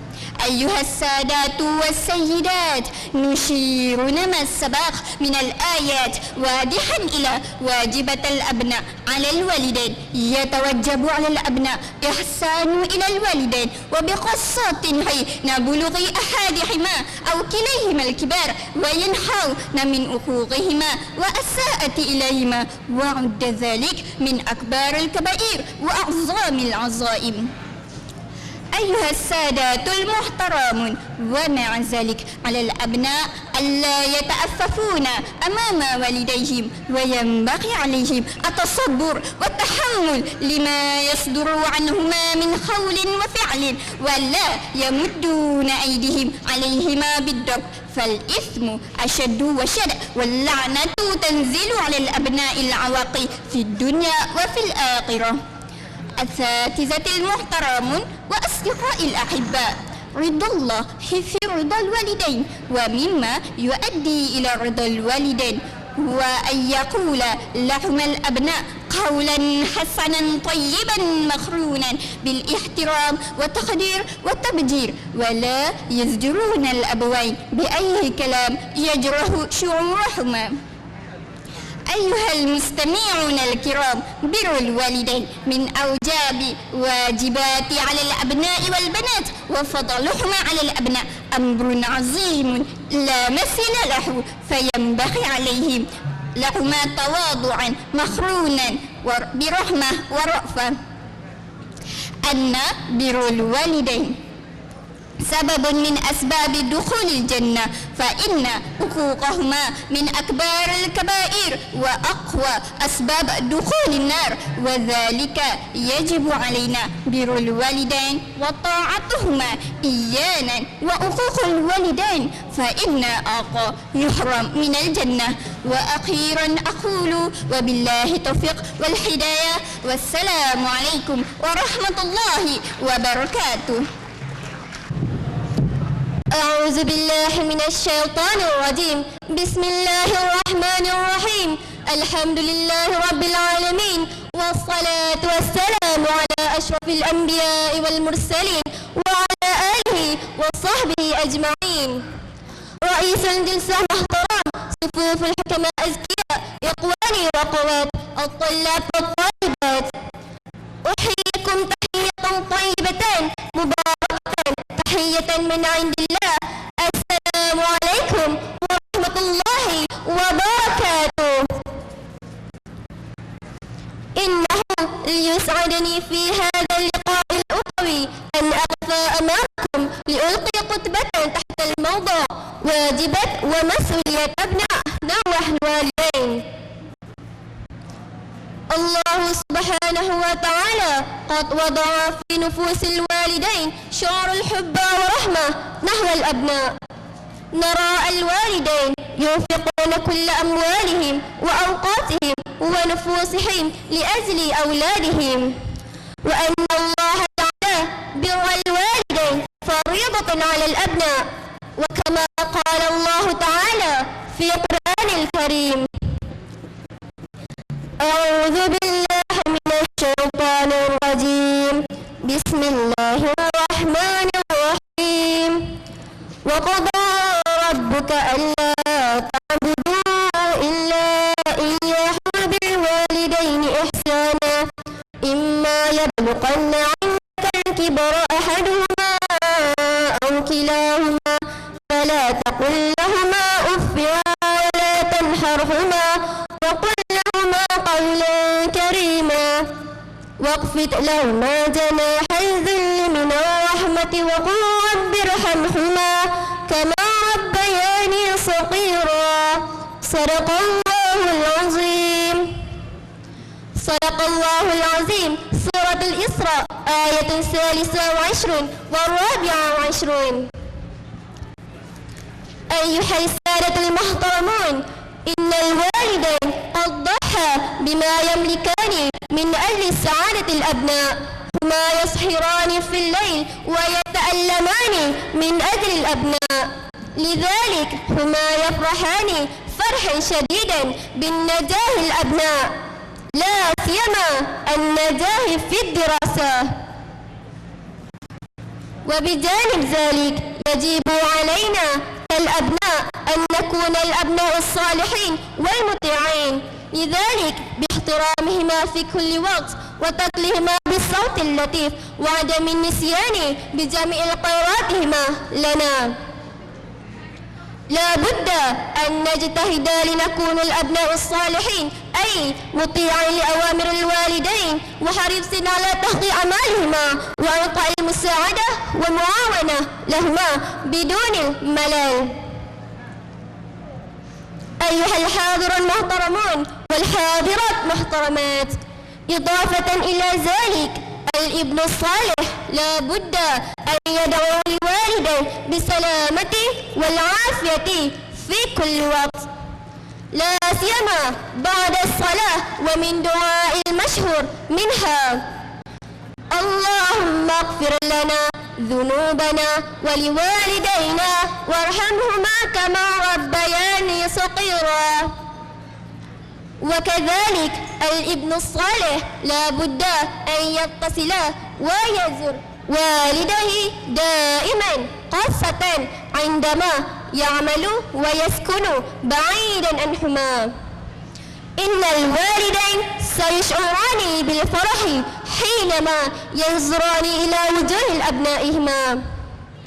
وهنا أود أن أخبركم قصة من قصص النبوي، وهي قصة عن أصحاب القار. فأول من هؤلاء الثلاثة ضرب مثلا عظيما في البر بوالديه.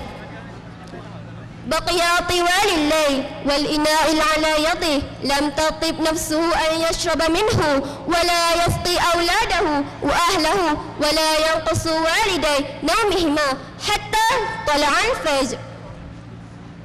فدل هذا على فضل بر الوالدين وأنه سبب لتيسير الأمور وتفريج الكروب. وخلاصة القول إن البر الوالدين هي عبادة عظيمة وجليلة، فبذلك أن يكون عمله نقطة مهمة لنفسه، سواء كان مصيره يوم القيامة في الجنة أم في النار. وختاما أريد أن أشكركم على حسن استماعكم ومتابعتكم، والسلام عليكم ورحمة الله وبركاته. في بناء اتحاد الإنسان حتى تظهر الأخوة المتينة للمجتمع، كما قال الله تعالى في كتابه العزيز: فبعد أعوذ بالله من الشيطان الرجيم إنما المؤمنون إخوة. صدق الله العظيم. أيها الحشد المبارك، الزكاة من إحدى الأمور المهمة في حياة الإنسان في كل زمان ومكان، وقد بلغت أهميته منذ عصر الماضي إلى عصرنا الحاضر.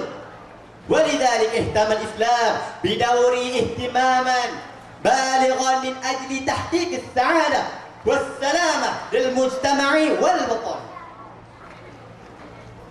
أيها الحفل الكريم، ومن أهم دور الزكاة هي إنشاء النفس النظيفة من كل الأمراض الباطنية والظاهرية. والأمر الباطنية كالحسد والطمع والتكبر والرياء وما إلى ذلك يجب أن يكون بعيدا من نفوس الإنسان لكي تكون العبادة الإنسان مقبولا من عند الله، كما قال الله تعالى في كتابه العزيز: وبعد أعوذ بالله من الشيطان الرجيم وأقيموا الصلاة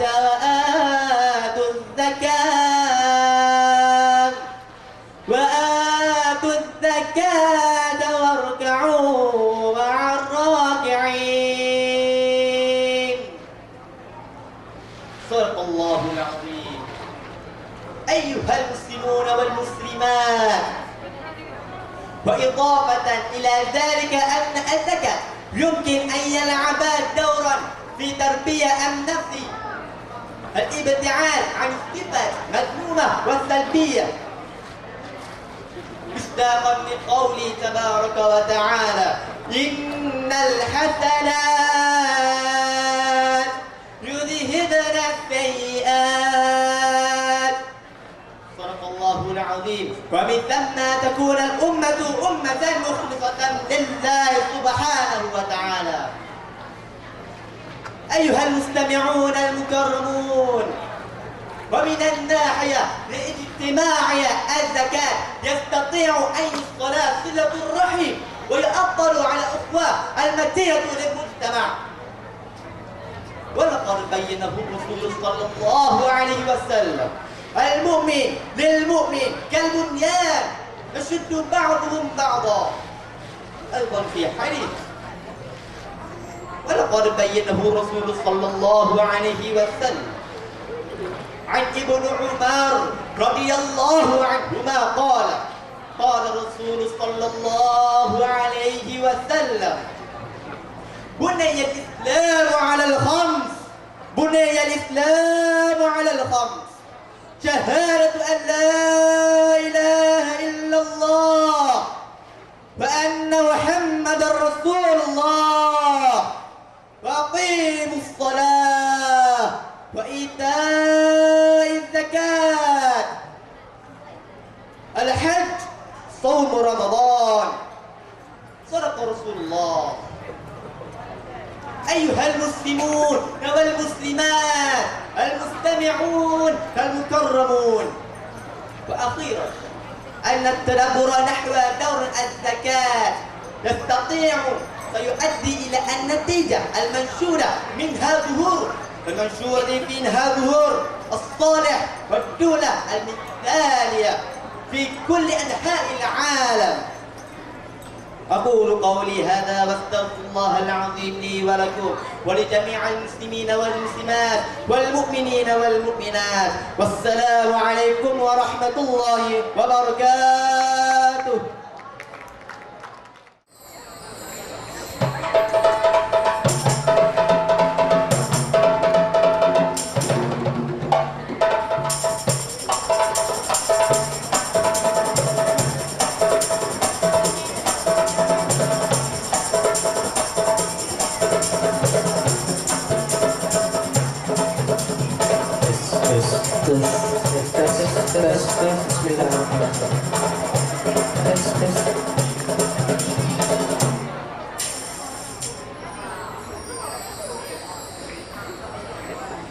Bismillah.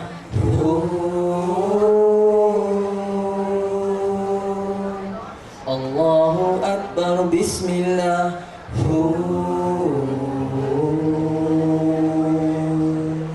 Allahu Akbar. Bismillah. Allahu Akbar. Alhamdulillah Rabbil Alamin.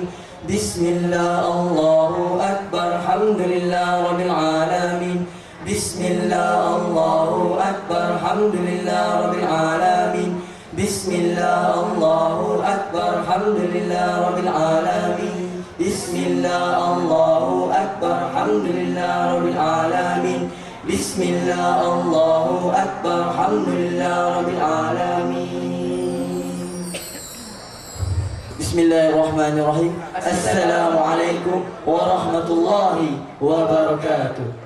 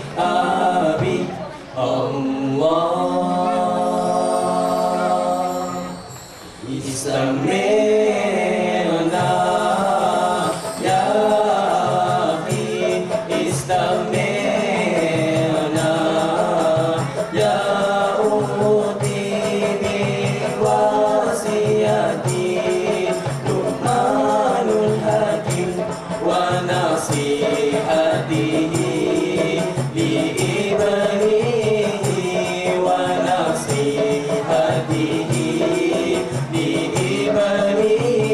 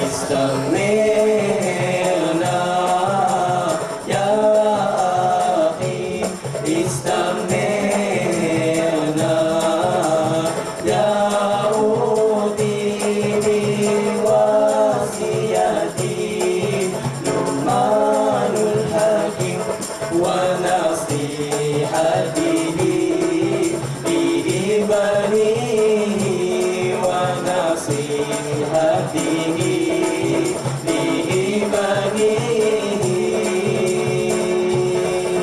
إذا كنت بين الصلاة فاحفظ قلبك إذا كنت بين الناس فاحفظ لسانك كن ذاكرا أبدا أبدا الشيء وكن ناسيا أبدا أبدا الشيء إنسانك في حق القلب ساعة الخير في حقك استمعنا يا أخي استمعنا يا أختي بوصيتي لقمان الحكيم ونصيحته لإبنه ونصيحته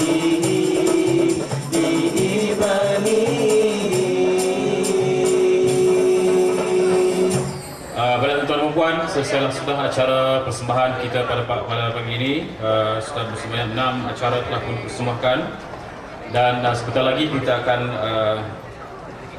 melaksanakan acara seterusnya, iaitu acara penyampaian hadiah bagi pertandingan bagi Majlis Ihtifal Senawi Sekolah Islam di Pulau Pinang.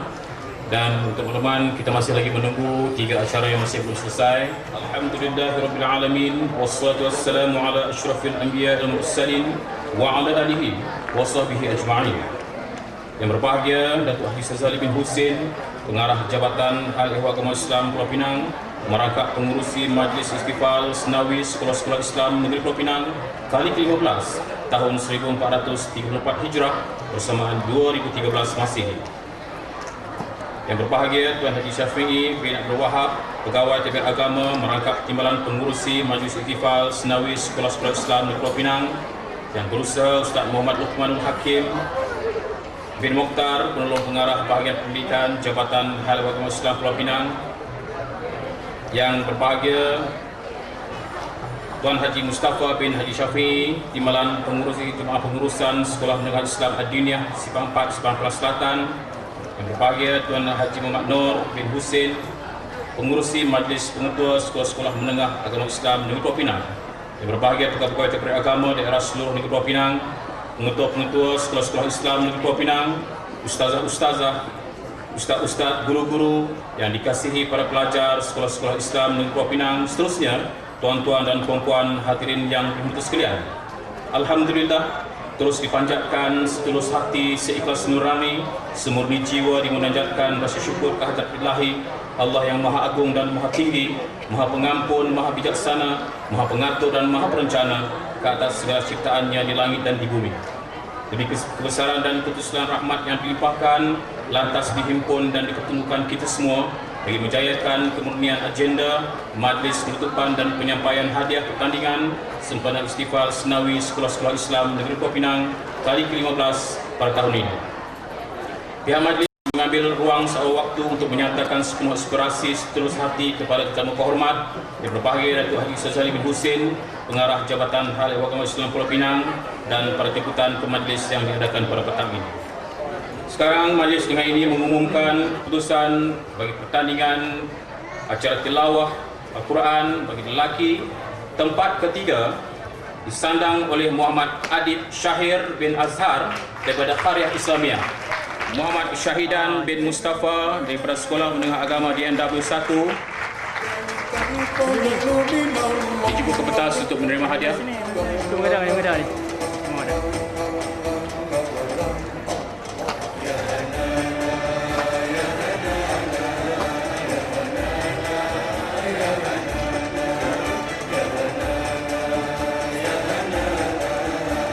Hadirin yang dimuliakan sekalian, Johan tilawah Quran tandingan Majlis Tifas Nawi Sekolah-Sekolah Islam jatuh kepada Muhammad Anas bin Azmi, Sekolah Menengah Agama Al-Masyhur Al-Islami. Tahniah diucapkan.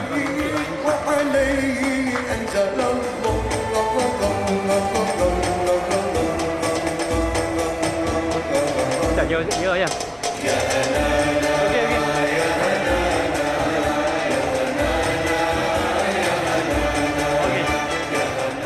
Seterusnya diumumkan keputusan bagi tilawah Al-Quran Qari'ah. Tempat ketiga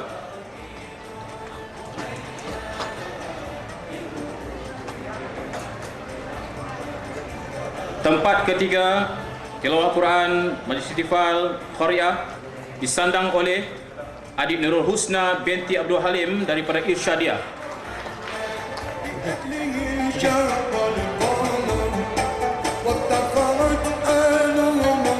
Naib Johan tilawah Quran Qari'ah disandang oleh adik Nur Hidayah binti Samsudin daripada SMA DMW 1.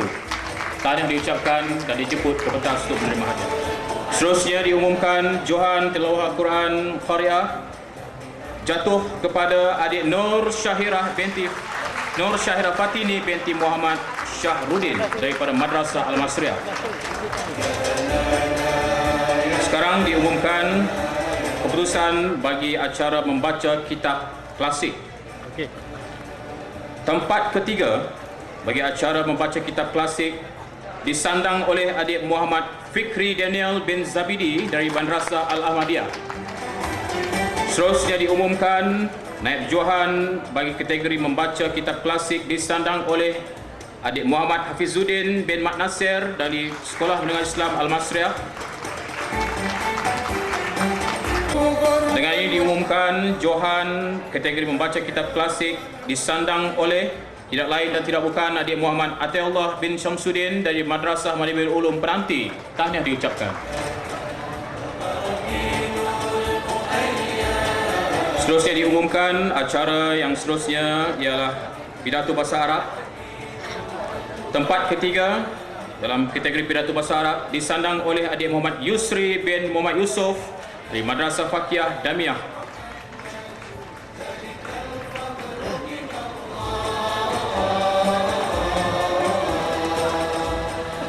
Naib Johan bagi kategori pidato bahasa Arab disandang oleh adik Nuril Najwa binti Ahmad, Sekolah Menengah Agama Ibrah. Seterusnya diumumkan Johan bagi kategori pidato bahasa Arab disandang oleh adik Nurul Nadiah binti Zakaria, Sekolah Menengah Islam Al-Masriyah.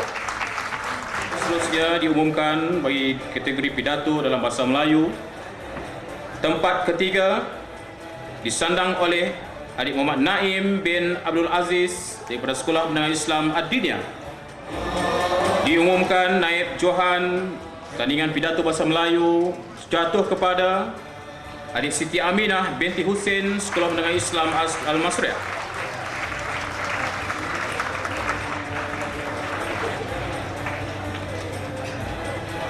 Seterusnya diumumkan Johan bagi pidato bahasa Melayu tandingan Majlis Ihtifal Nawi Sekolah-Sekolah Islam Negeri Pulau Pinang disandang oleh adik Nurul Ashikin binti Sazali dari Madrasah Fakiyah Damiyah.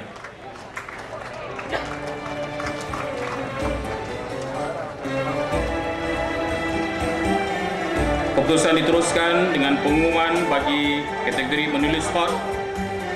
Di kategori ini tempat ketiga disandang oleh adik Hazwan bin Haslim daripada Sekolah Menengah Islam Ad-Diniyah. Mohon tampil ke pentas untuk menerima hadiah.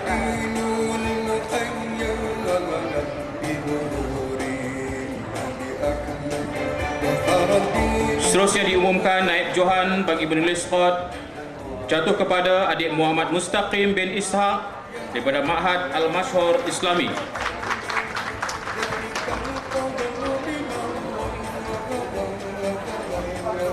Diumumkan Johan bagi kategori menulis khot Johan disandang oleh adik Muhammad Fitri bin Rosli dari Madrasah Qaryah Islamiyah. Ramai penyokong-penyokongnya. Video korporat dalam kategori video korporat Tempat ketiga disandang oleh Sekolah Menengah Islam Adinia. Kita wakil daripada sekolah. Semua dah kan?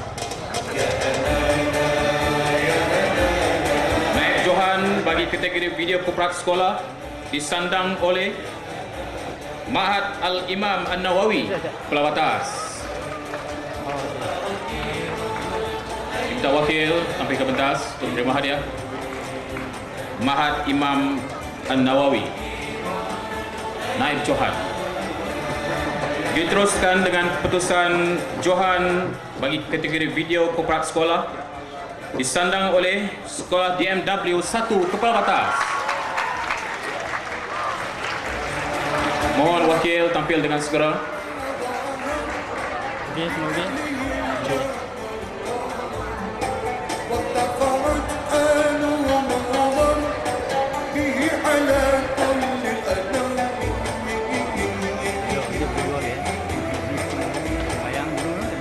Keputusan acara gubahan diteruskan dengan pengumuman keputusan acara gubahan.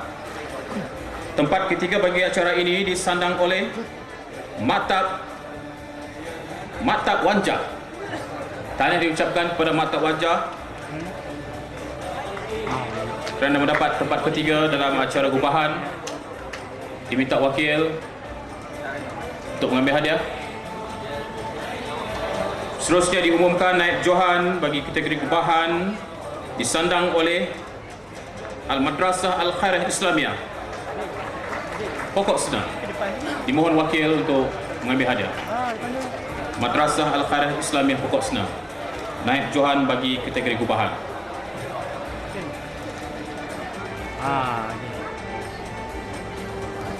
Johan bagi kategori gubahan disandang oleh Sekolah Agama Da'rifatul Ma'arifil Wataniyah, Kuala Batas.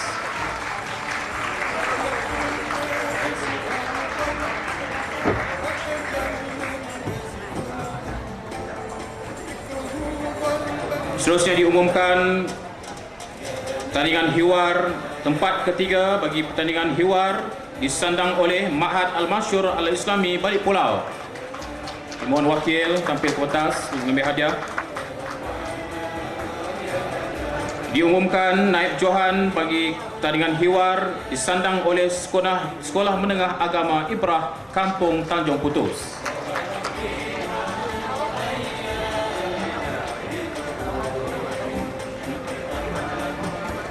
Johan bagi acara hiwar disandang oleh Sekolah Agama Da'rifatul Ma'arifil Wataniyah, Kepala Batas.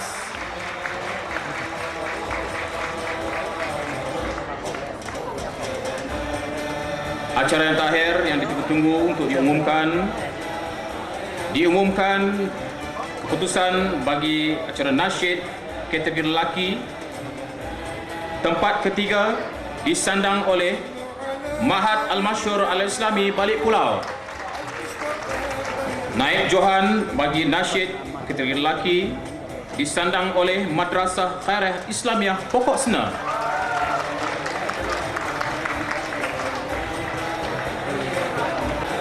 Johan bagi kategori nasyid lelaki disandang oleh tidak lain dan tidak bukan Sekolah Menengah Islam Al-Masriah Bukit Mertajam.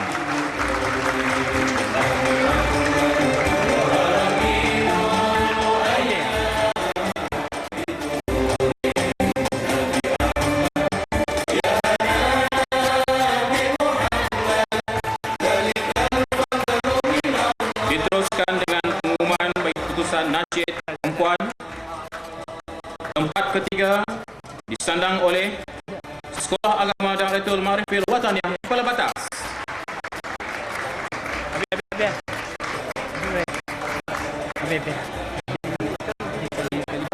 Naib Johan bagi pertandingan nasyid perempuan disandang oleh Sekolah Menengah Islam Al-Masriah Bukit Mertajam.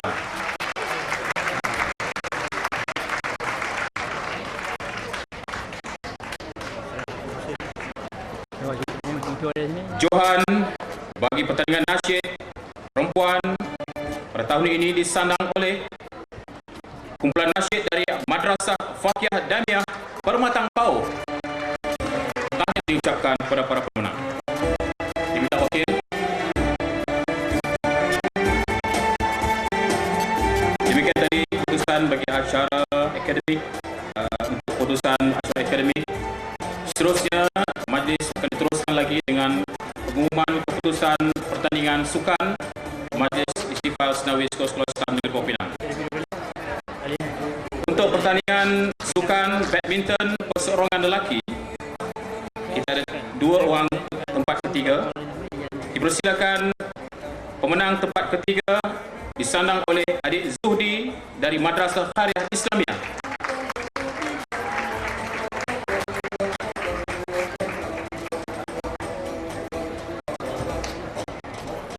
Diteruskan dengan pemenang tempat ketiga yang kedua. Persilakan adik Amirul Adha dari Madrasah Al-Irsyadiyah Sungai Bakar yang mendapat tempat ketiga. Seterusnya diumumkan naib johan bagi badminton perseorangan lelaki. Naib johan disandang oleh adik Imran daripada Sekolah Menengah Islam Ad-Diniyah.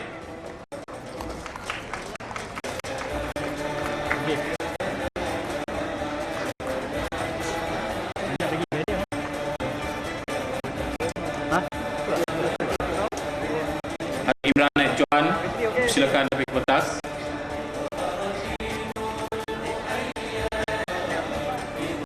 Mohon wakil kepada adik Imran daripada Sekolah Menengah Islam Ad-Diniyah.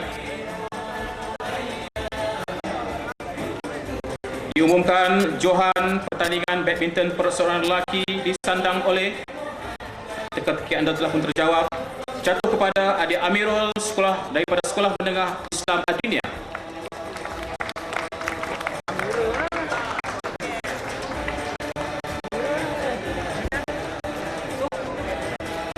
Seterusnya diumumkan keputusan bagi pertandingan badminton perseorangan perempuan, juga mempunyai 2 orang tempat ketiga. Dijemput pemenang tempat ketiga pertama adik Nurliana Sofi daripada Madrasah Madibir Ulum Penanti. Adik Nurliana Sofi dari Madrasah Madibir Ulum Penanti. Seterusnya diumumkan pemenang tempat ketiga yang kedua. Persilakan adik Nur Asdida Wahida daripada Sekolah Menengah Islam Ad-Diniyah. Adik Nur Asdida Wahida daripada Sekolah Menengah Islam Ad-Diniyah, mohon tampil pentas atau wakil. Okey, kita wakil, kita teruskan kepada naib johan bagi pertandingan badminton perseorangan perempuan disandang oleh naib johan disandang oleh adik Siti Nur Anissa daripada Madrasah Madibir Ulum Penanti. Seterusnya johan bagi badminton perseorangan perempuan disandang oleh adik Syahira daripada Sekolah Agama BMW Kepala Batas.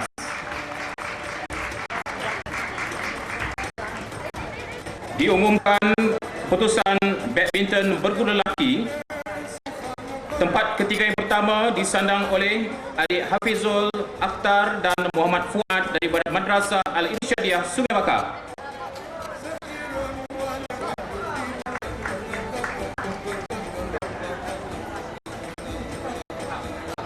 Adik Hafizul Akhtar dan Muhammad Fuad, mohon tampil ke pentas satu wakil dengan segera.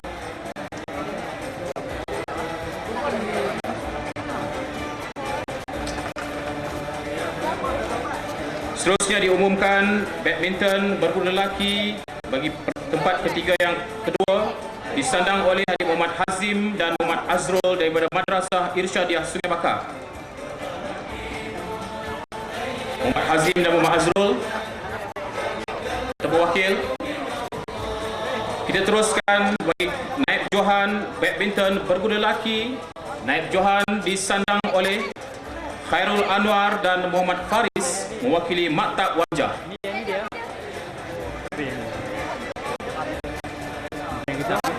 Khairul Anwar dan Muhammad Faris atau wakil, mohon tampil dengan segera. Oh, jangan ya. Oh, itu musimnya orang. Musim juga jenon ni. Seterusnya diumumkan johan bagi badminton berguna lelaki disandang oleh Muhammad Izzat dan Muhammad Rizwan yang mewakili Maktab Wajah.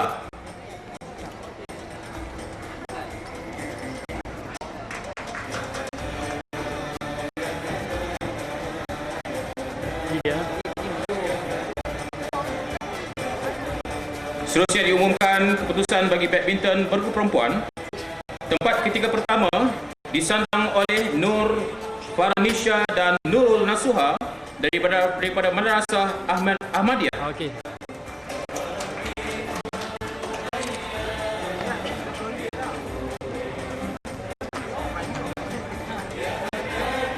Seterusnya diumumkan tempat ketiga yang kedua disandang oleh adik Syarmila dan Hafizah daripada Madrasah Manikul Ulum Penanti.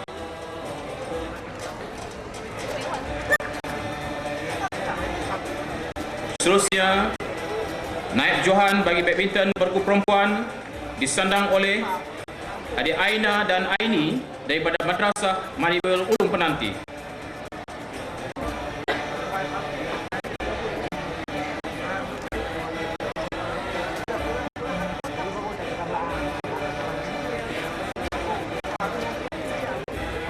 Diumumkan Johan bagi tandingan badminton bergu perempuan disandang oleh adik Aflahiyah dan Nur Atira daripada Sekolah Menengah Agama DMW Kepala Batas.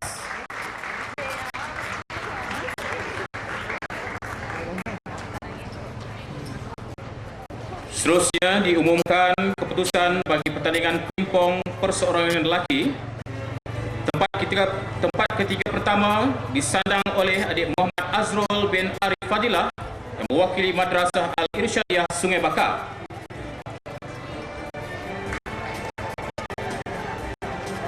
Muhammad Azrul bin Arif Fadilah atau wakil. Diteruskan dengan pemenang tempat ketiga yang kedua disandang oleh adik Muhammad Luqman Hakim Ilyas daripada Sekolah Agama DMW Kepala Batas.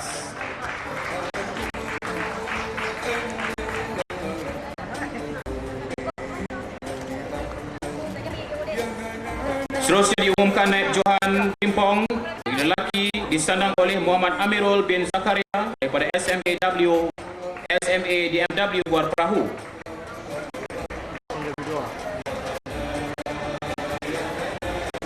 Johan bagi pertandingan pingpong perseorangan lelaki disandang oleh Muhammad Syakir bin Mat Saad daripada SMA DMW Buar Perahu.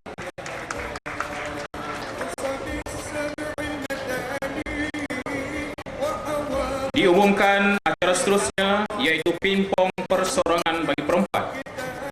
Tempat ketiga pertama disandang oleh adik Atikah binti Abdullah yang mewakili Maktab Wanja.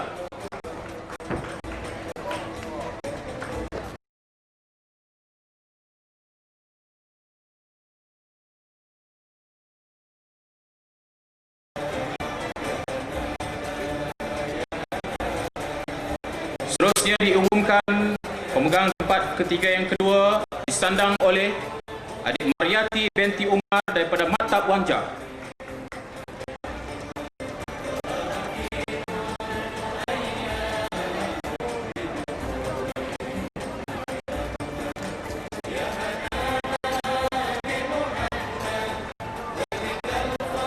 Seterusnya diumumkan naib Johan bagi pertandingan pingpong perseorangan perempuan disandang oleh adik Nurul Nasuha binti Sazali daripada Madrasah Ahmadiyah.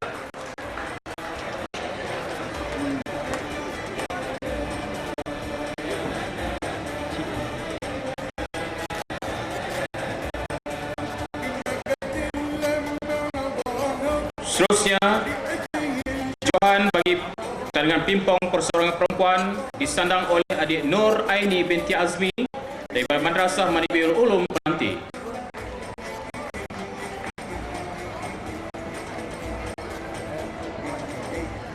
Adik Nur Aini binti Azmi. Seterusnya diumumkan keputusan bagi pingpong bergu lelaki. Tempat ketiga pertama disandang oleh Muhammad Nazaruddin dan Muhammad Hanif daripada Madrasah Manikul Ulum Penanti.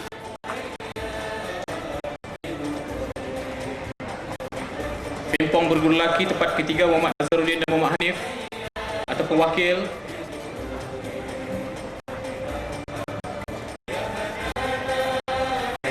Seterusnya diumumkan tempat ketiga yang kedua disandang oleh Muhammad Alif dan Muhammad Ilham daripada Madrasah Madibiul Ulum Penanti.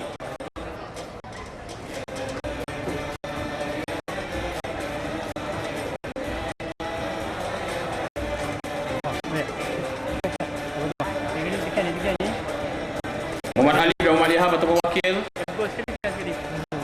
diteruskan dengan keputusan naib Johan bagi pimpong berkuda lelaki. Naib Johan bagi kategori ini disandang oleh Firdaus dan Ruhan Islah daripada Madrasah Khairiyah Islamiyah.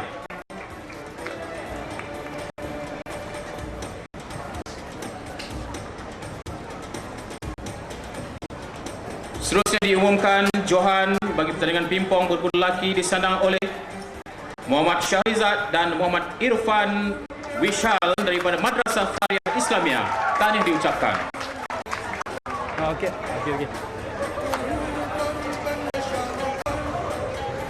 Keputusan pada hari ini diteruskan dengan mengumumkan pertandingan pimpong bergu perempuan. Tempat ketiga disandang oleh adik Fatin Nur Fahim dan Fadilah Nasuha daripada Madrasah Madibiul Ulum Penanti.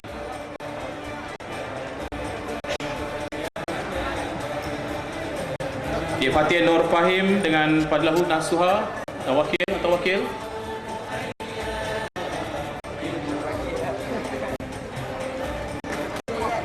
Seterusnya diumumkan tempat ketiga yang kedua disandang oleh adik Nurul Hanan dan Nur Nakiyah daripada Sekolah Menengah BMW Kepala Batas.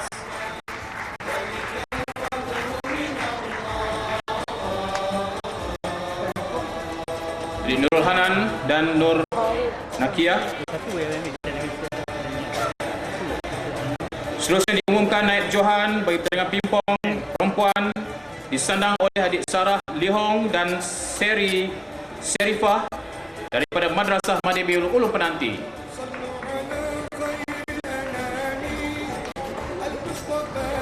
Johan bagi pertandingan ini diumumkan jatuh kepada adik Fatimah Adila dan Nur Siti Fatimah mewakili SADMW Kepala Batas.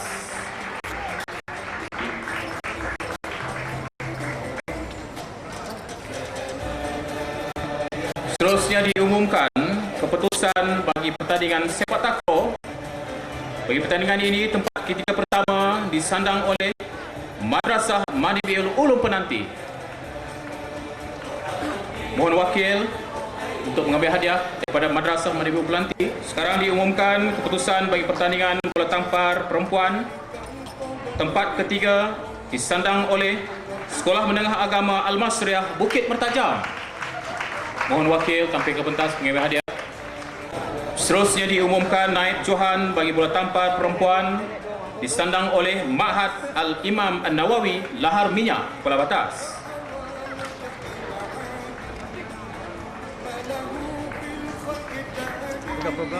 Kita masih lagi dua cara untuk diumumkan keputusan.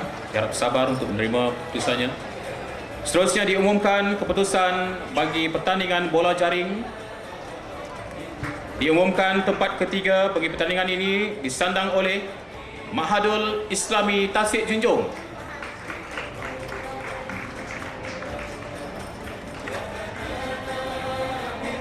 Wakil daripada Mahadul Islami Tasik Junjung.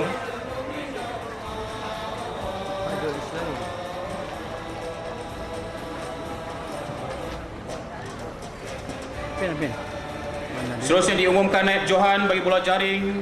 Diumumkan naib Johan jatuh kepada SMA Al-Masriah Bukit Mertajam.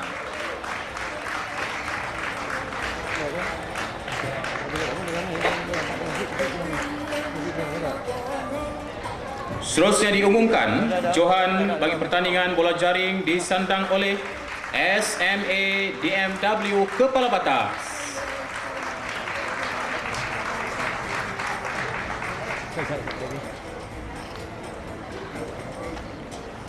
Diumumkan acara yang terakhir bagi keputusan acara terakhir iaitu bola sepak sempena Majlis Ihtifal Senawi Peringkat Negeri Pulau Pinang. Diumumkan bagi acara bola sepak tempat ketiga disandang oleh siapa agaknya? Sekolah Menengah Agama Fakiyah Daimah Permatang Pau. Tempat ketiga bagi pertandingan bola sepak disenang oleh SMA Fakiyah Daimiah Permatang Pau. Dimohon wakil.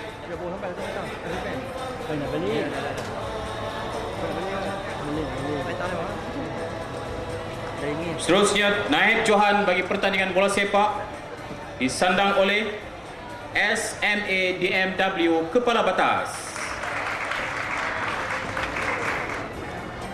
Hadirin sekalian, diumumkan Johan bagi pertandingan bola sepak. Diumumkan Johan pertandingan bola sepak disandang oleh Madrasah Khariah Islamiah Pokok Senar.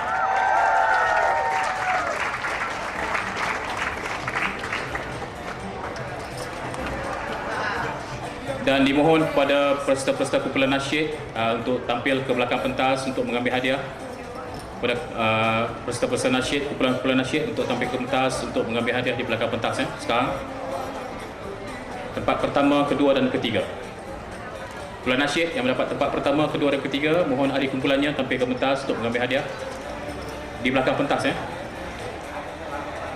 Majlis mengucapkan ribuan terima kasih kepada yang berbahagia Datuk Haji Sri Salih bin Husin, Pengarah Jabatan Hal Ehwal Agama Islam Negeri Pulau Pinang, atas penyampaian hadiah kepada para pemenang seperti tadi. Dengan berakhirnya penyampaian hadiah yang telah disempurnakan oleh yang berbahagia Datuk Haji Sri Salih bin Husin, Pengarah Jabatan Hal Agama Islam Pulau Pinang seperti tadi, maka berakhirlah majlis kita pada hari ini. InsyaAllah kalau ada umur panjang tahun hadapan kita berjumpa lagi. Saya bagi pihak majlis sekali lagi ingin merakamkan jutaan terima kasih kepada yang berbahagia Datuk Haji Sri Salih bin Husin, Pengarah Jabatan Hal Ehwal Agama Islam Pulau Pinang, merangkap pengurusi Majlis Ihtifal Senawi Sekolah-Sekolah Islam Negeri Pulau Pinang pada tahun ini kerana sudi melapangkan masa untuk hadir bagi menjayakan majlis pada petang ini. Dan terima kasih juga diucapkan kepada semua yang hadir dan jutaan penghargaan dikalungkan kepada semua yang berusaha untuk menjayakan majlis pada tahun ini.